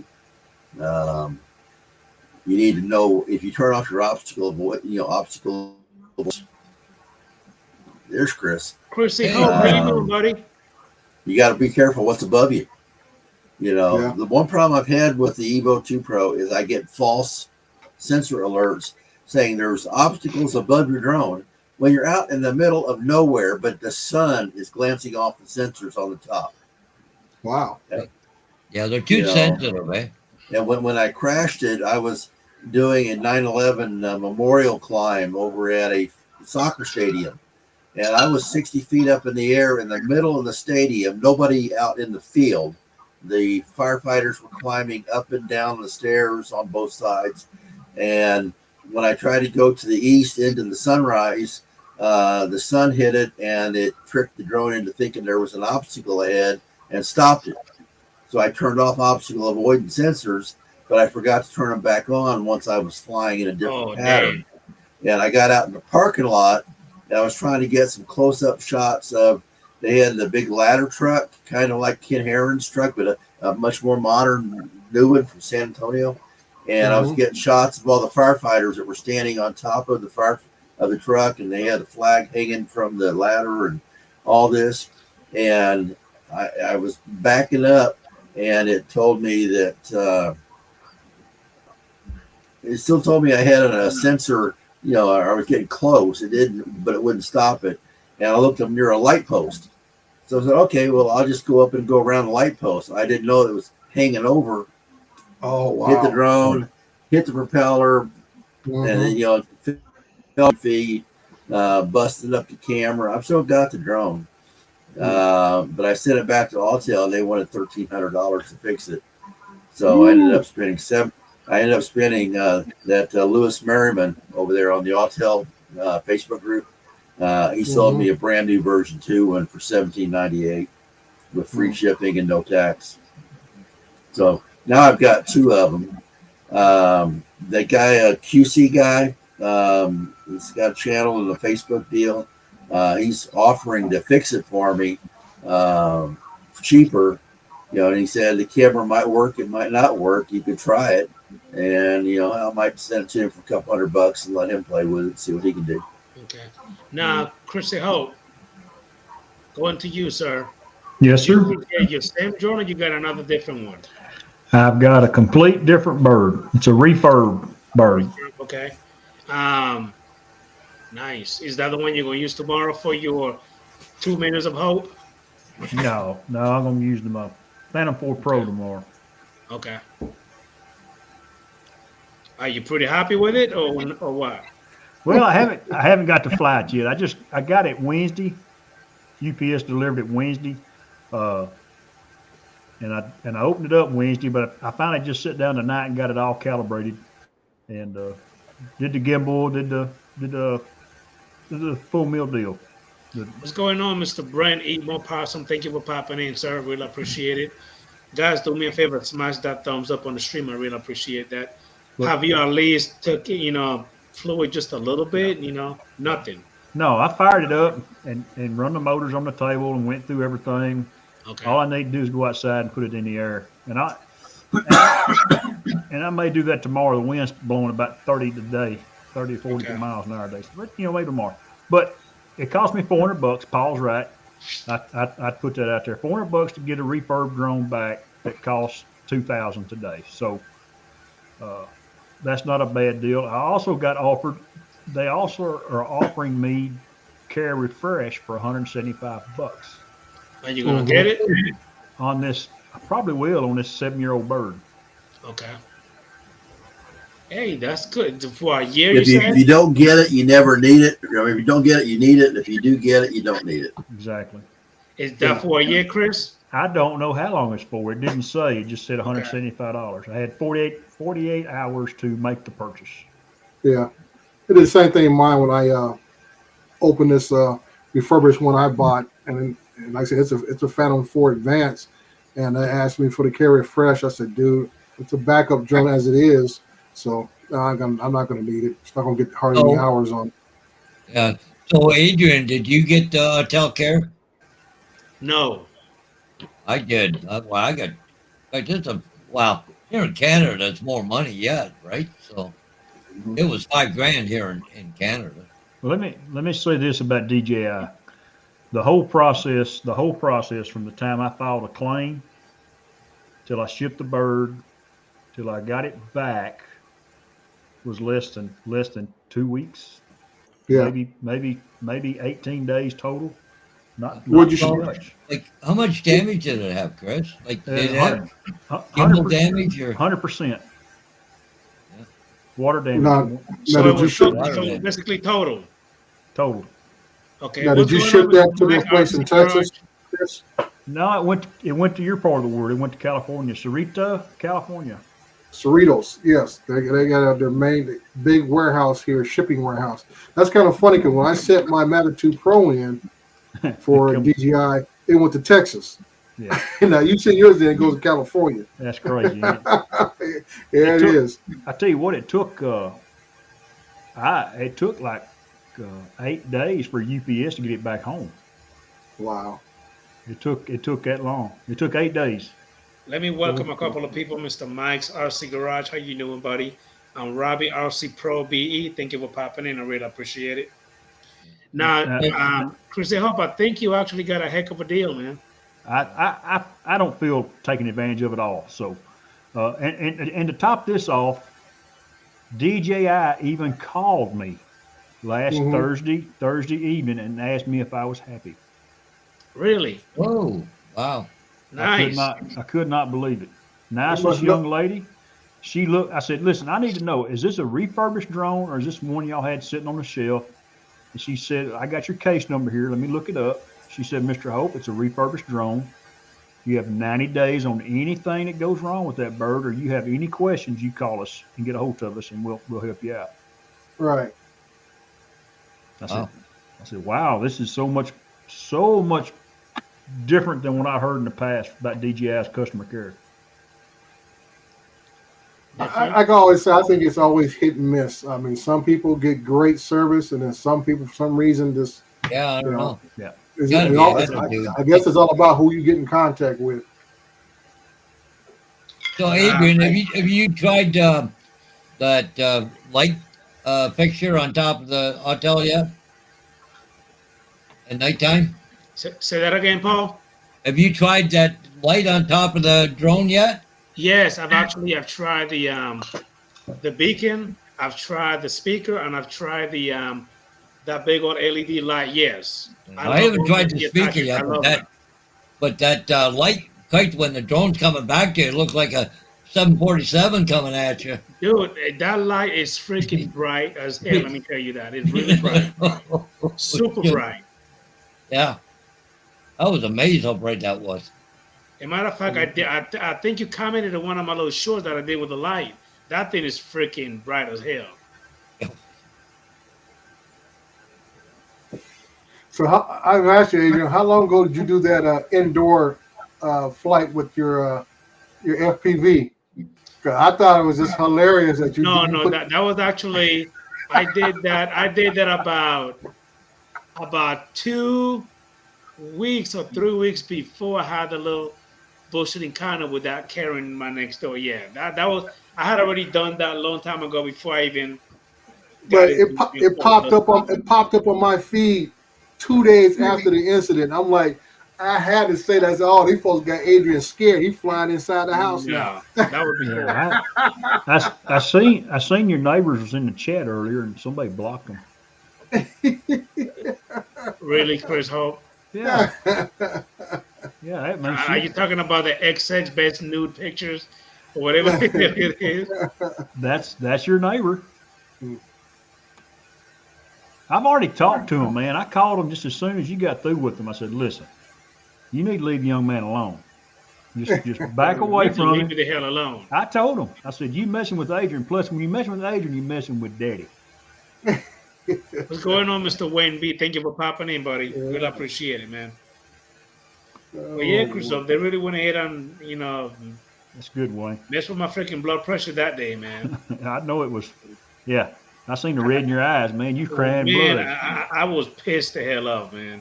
Hey, good night, Dennis Stalin. Thank you for popping in, buddy. Really appreciate it, man.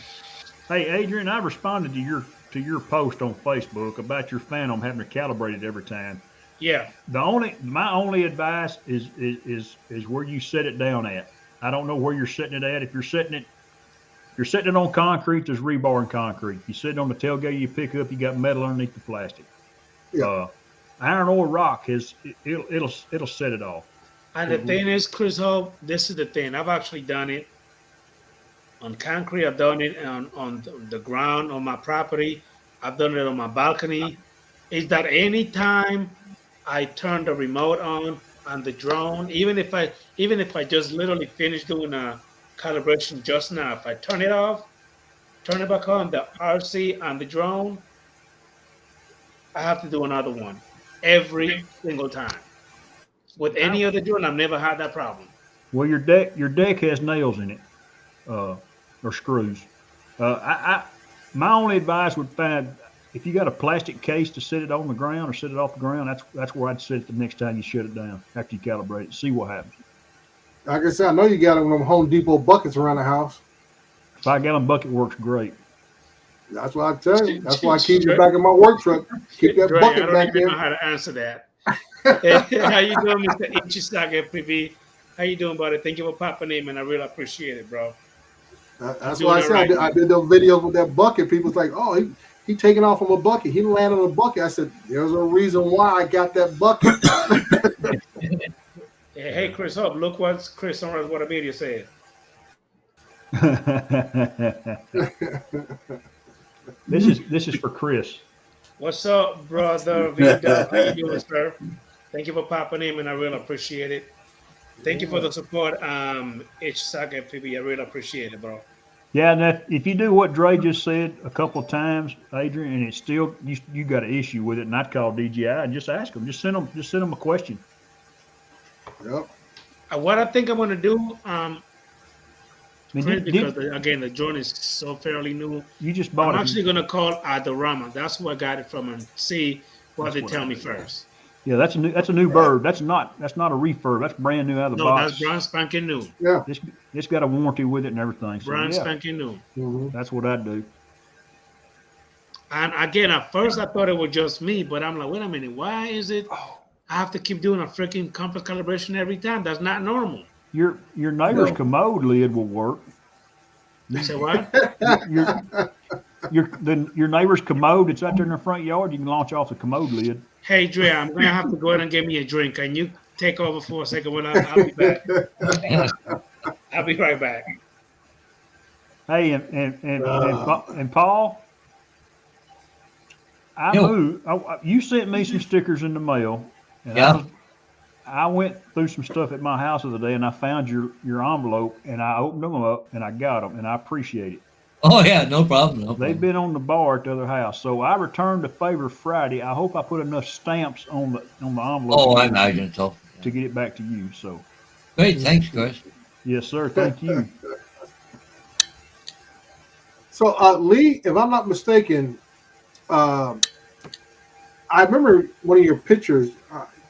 Correct me if I'm wrong or whatever. You guys had the, I don't know, if it was a pickup truck or a van, had the little easy up pop up on the side of it, and the cones. You were at a stadium or something like that a few months back. Yeah. Yeah, I did. Okay. I used like to that be setup. I used to be able to sell a Clear WiMAX internet back in the 2009 through 2013. Sold the internet service with the wireless modem you put in your house or your laptop or whatever. And as a dealer, I got one of their pop-up tents, and when they went out of business, well, of course, I'd already paid for it, so I'm still using it. It's a nice Right. pop-up kit. I'd really like to justify the money to get one with my logos on it. So that when I go set up at an activity or an event, I've got my logo on it, not somebody else's. Yeah. That's why when I have mine, I went and bought little. We have Big Five sporting goods out here, and I bought a little. I guess it's about $150 pop-up tent thing.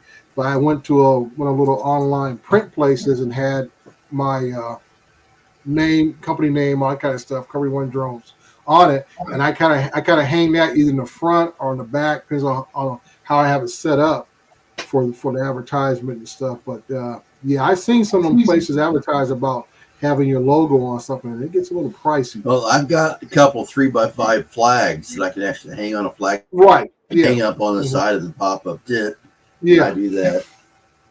Yeah. That's what I have about 3x5. There's a guy on Amazon. There's a company on Amazon that makes them custom, and single-sided was like $15 or $16. Sorry, double-sided was like $20, $26, $27. Mm-hmm.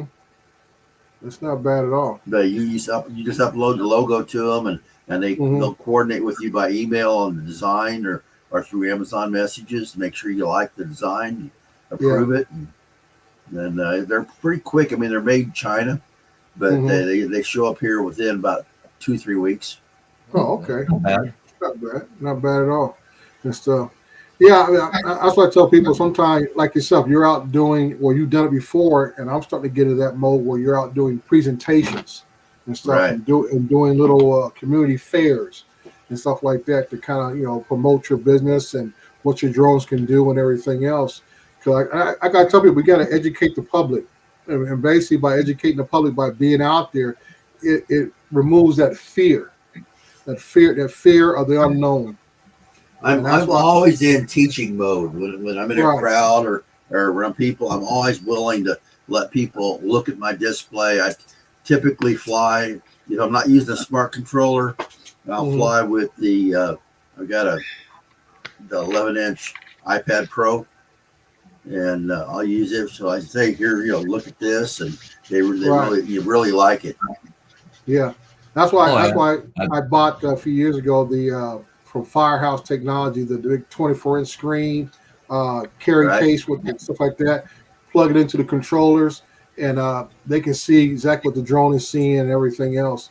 But like I said, I like taking those out to demonstrations so people can see exactly what's going on with the drone and everything. Yeah, I've started doing that, hooking up my tablet to the goggles when I'm doing the FPV or the Avata. Then people standing next to me can see what I'm seeing through the goggles. I really love the goggles too that came with the Avata. Hey, Andrew, I've actually already looked for any updates, but there's none available that could possibly actually fix that problem. So I think I'm just gonna have to call either ROM, see what they're telling me, and then they'll probably refer me to DJI through their customer support. So I think I'm gonna have to go that way. Yeah.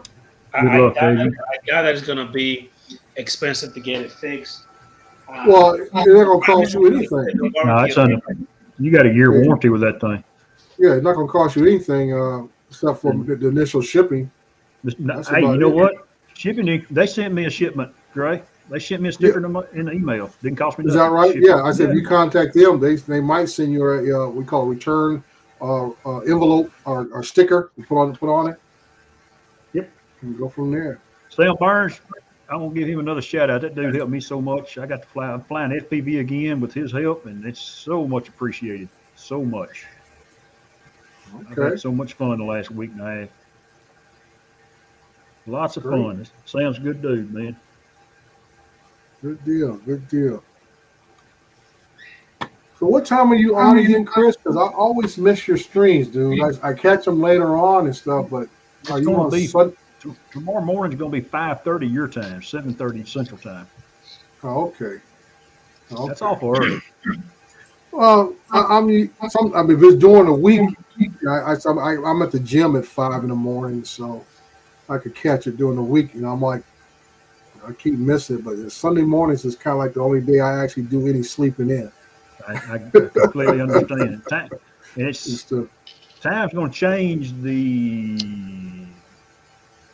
Not tomorrow, next Sunday, I believe. Time changed What? for us. yeah, I think next weekend. Next It's weekend should 29, change. so- Right before Halloween, it usually changes.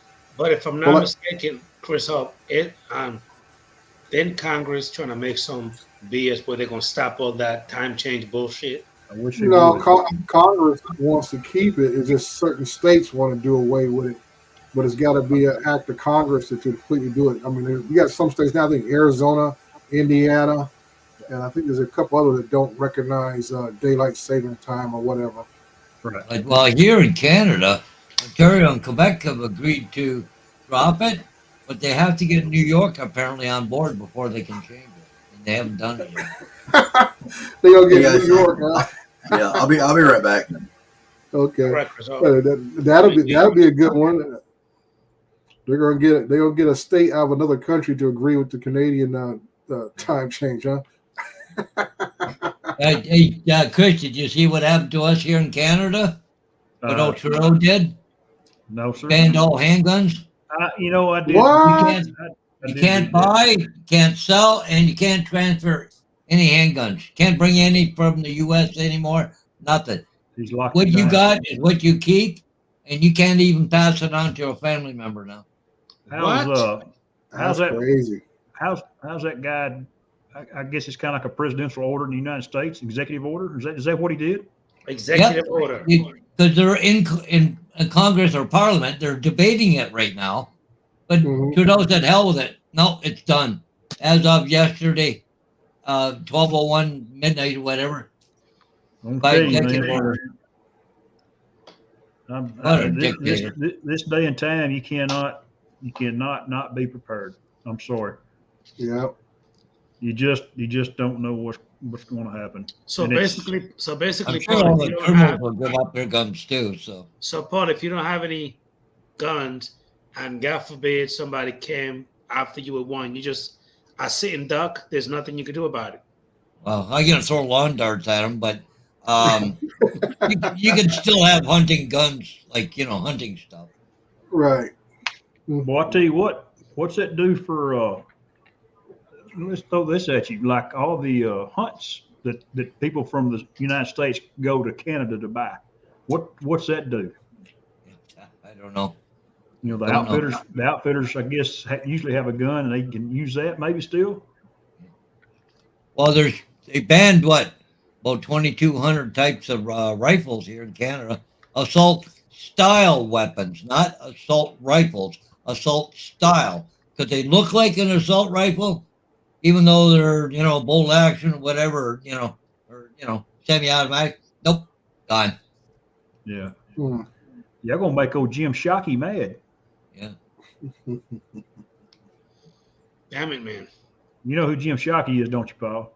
Yeah. No, Gary, the only ones that needs guns is people protecting Trudeau. Oh man. Oh man, that's They want to do the same thing here in the United States. a bridge They're too trying, far. Chris. They're trying. Well, and there's sport shooters and everything else here in Canada, but you can't buy one in the States and bring it across anymore. They won't let them across the border. Mm. But that's going to stop all the crime in Canada. Yeah, just amazing.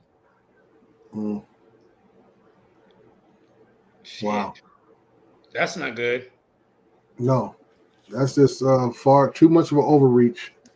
Tell you, I don't want to laugh at Gary's comment, but when COVID first hit and everybody was made to wear a mask here in the United States, well, in Texas, we passed, you don't have to have it concealed anymore. You can wear your pistol on your hip.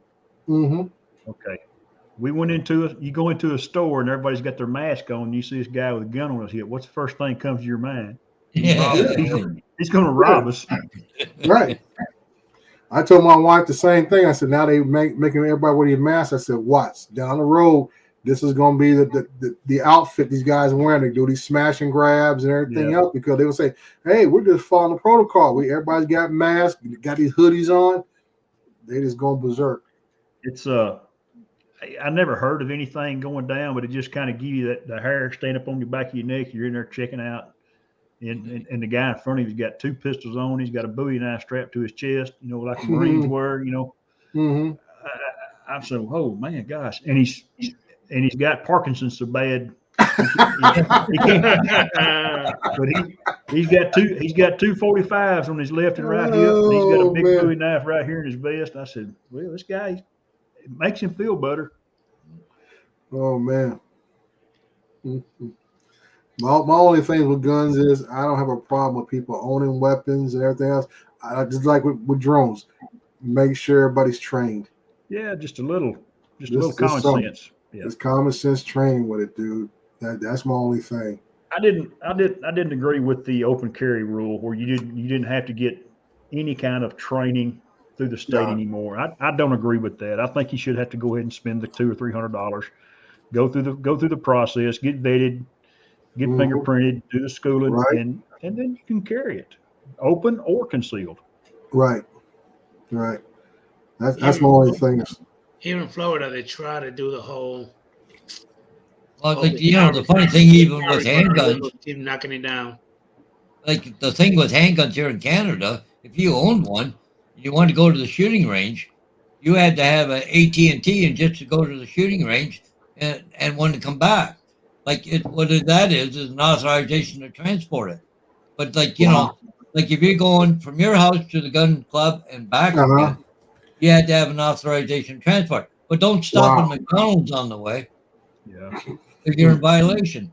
You know, Texas Wow. was like that about 20 years ago. You couldn't carry a gun in your car. You couldn't, if you went to the pawn shop to pawn it off, you had to have a piece of paper like you just said, Paul. Is that right? Carry your gun. It was kind of it's a technical, it's the unwritten rule that the common guy doesn't see. Uh-huh. But the law enforcement know this rule. So they pull you over and say, hey man, you got a gun in your car? You can either lie or you can just say, yeah, I got one. Well, why do you have one? Where are you going with this one? You know, it used to be you had to go 2 counties over to have a gun in your car. Then we got this castle law. I forgot how many years ago it was, where that pretty much went away. So, you know, I've had a gun in my vehicle for the last probably 15 years. Yeah, because I remember visiting. I think being of older age, my uncle, he down in the San Antonio area. He keeps one underneath his front seat in his car, and I have always carried one under the front seat of his car, as long as I can remember. Yeah, you know, and I was like, wow. Well, I carry mine in my truck. You know, I go fly at the boat ramp on Sunday mornings. Right. And I've witnessed some drug deals go down there. I know what they're doing. I'm not a dummy. And I sit there with it very, very handy if somebody comes up to me while I'm flying my drone. Yeah. That's one thing that, again, a lot of you guys know that Adrian always have available right here next to me. I don't care. I never leave the house. I've got Texas I don't care if concealed I'm carry outside permit. flying my drone. It doesn't matter. I'm always having next to me. Yeah, Gary, it is sad that you need to carry a gun, but I'm going to tell you what a senior VP of our company told me one time. He said, "Would you rather be fired or dead?" And I took that to heart 20 years ago. I'd rather be fired. And this was back in our company down, and Lee can attest to this.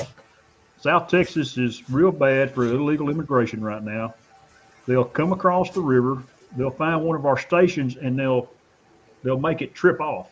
And when I say trip off, they'll make it stop. Well, that sends a notice to gas control. Gas control calls somebody out. Well, that somebody goes out there and then they get robbed. They get their truck stolen. They get beat up, get their cash stolen. Then they're out there in the middle of nowhere with nothing. And that's why he made that statement. Well, my motto is, Chris, I'd rather for you to have it and not need it than need it and not have it. Well, what's that saying? There's that better to carry, what is it, 6 than be carried by 6? Yeah, something like that. Yeah, no, Chris. No, people don't think I'm spying on them. I've never had that problem, honestly. And I don't fly here's my situation. I live out in the country. I don't fly like Lee does in San Antonio or around. He goes to these big events. I don't do that. I go to some place where I'm usually alone. I'm by myself. The boat ramp gets busy sometimes, and I'll have people come up to me and ask questions. Of course, the first one is, how much did it cost? How far can you fly it? The standard course. question. I get a lot of that. How far can you fly? Yeah. But I do have people, I get there 30 to 45 minutes before my sunrise, and I listen to Dennis, and sometimes be able to catch Rodney. Listen to them, sometimes Roosevelt, and there's cars that pull in, and they're pulling in just like me. I'm single, don't have a boat on my pickup. They're there for 5 minutes, and here comes another car. So They you've meet- actually witnessed some bullshit going They on. meet in the middle, then they leave. So yeah, I know what's going on. I'm not a dummy. There's just a parking problem. There's just a parking short boat ramp. Yeah. Pull there and Looks park. like a pretty busy ramp sometimes down there. Sometimes it can be. Sometimes I've had to park. Sometimes I can't even park in there. It's so busy. Does it worry you sometimes, Chris? No, because I usually sit there with my windows open. I can hear people come up to me, and I can look in my mirrors.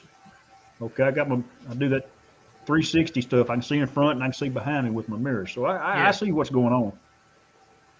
You've So, had your drone you shot at with a little, pellet gun. So you're a little water shy now, or what?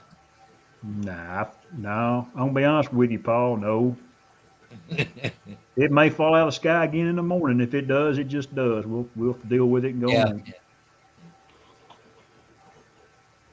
I can't tell you. I've had people threaten to shoot mine down, but I haven't had anybody actually try. Oh yeah. I welcome them to do it. And if they say they're going to call the police, I tell them call the police. That's- Matter of fact, if you want me to, I'll call the police. I've had two guys get on to me at the boat ramp. And he says, "Man, I don't feel comfortable with you flying the drone." And I just asked him. I said, "Why? What's wrong with me flying my drone? Why don't you feel comfortable? What am I doing to make you feel uncomfortable?" And of course he said, "You're watching me." I said, "How do you know I'm watching you?" Shit. Mhm. I turned my camera. I said, "Look at this." I said, "This is what I'm watching." He said, "Man," I said, "when you get out there in the water, you'll see this sunrise. It's the same thing I'm looking at. That's what I'm watching." I Mhm. said, I don't. If I'm gonna watch you, I'm gonna get down on you and stare at you like this. I'm 200 foot in the air, man." He said, "I've never thought of it like that." I said, "Well, not trying to be a smart ass, but that's just what 90% of us do." Now you got those out there that I'm gonna go bikini looking, Yeah. and I- those are the few that give the rest of us here on the Bad panel name. and in the chat about it. See, I try to explain to your cousin, my next door neighbor, but they won't listen to me, Chris. I'll take care of that.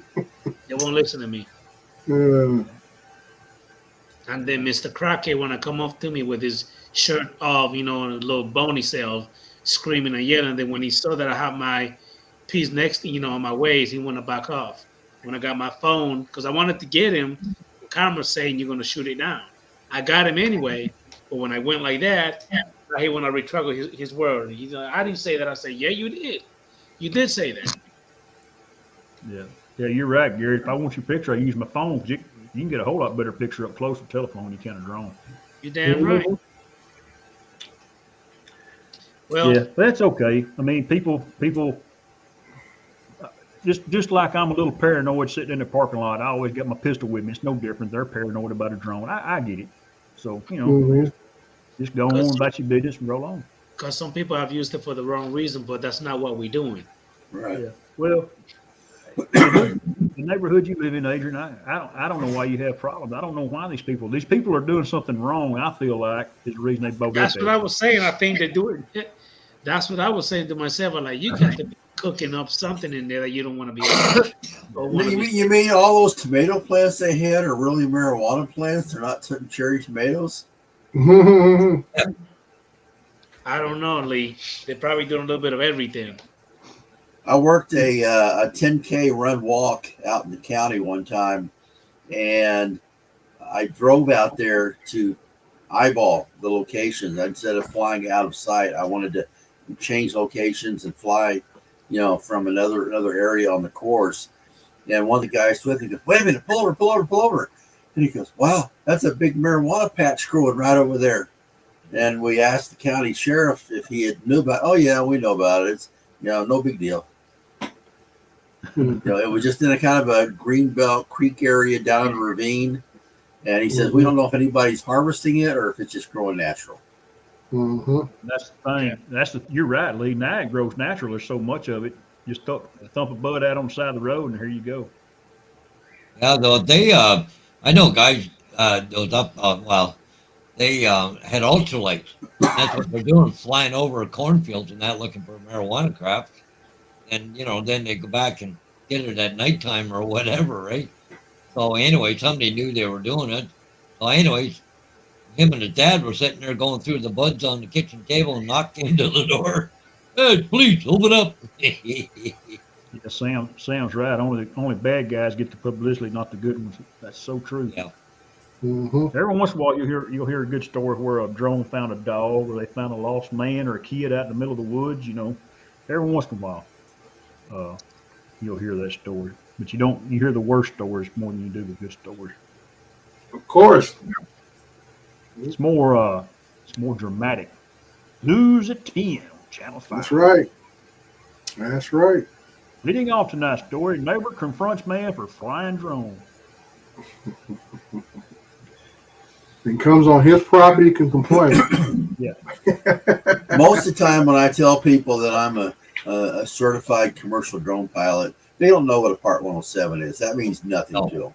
But if I say I'm a certified commercial drone pilot and I'm out here on a job, I had some homeless people come up to me one time that I actually was getting video of the homeless encampment underneath the freeway.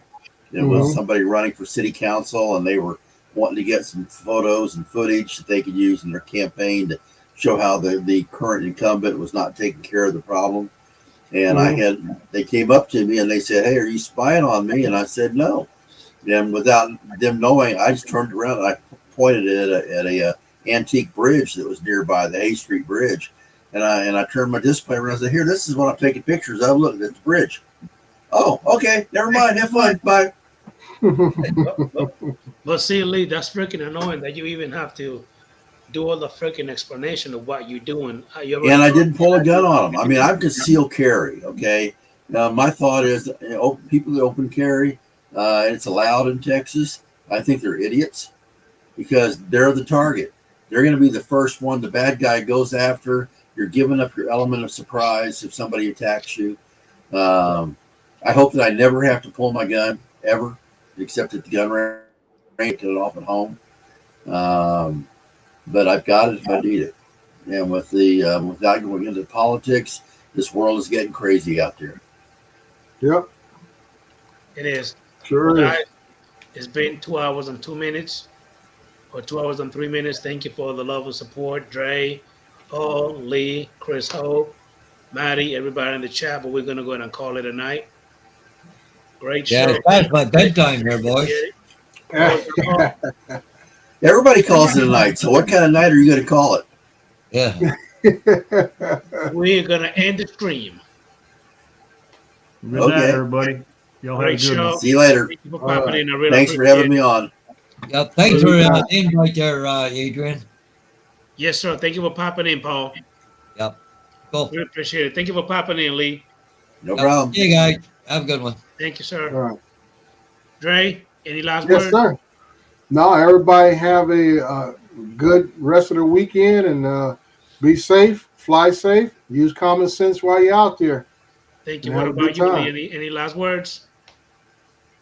No, just keep your drone line of sight so it doesn't fly away. I saw somebody, it was a QC guy, said his Zabata flew away. I fly that drone close. I keep it where I can see it. I don't get that adventurous with it. Anyway, just be safe and follow common sense.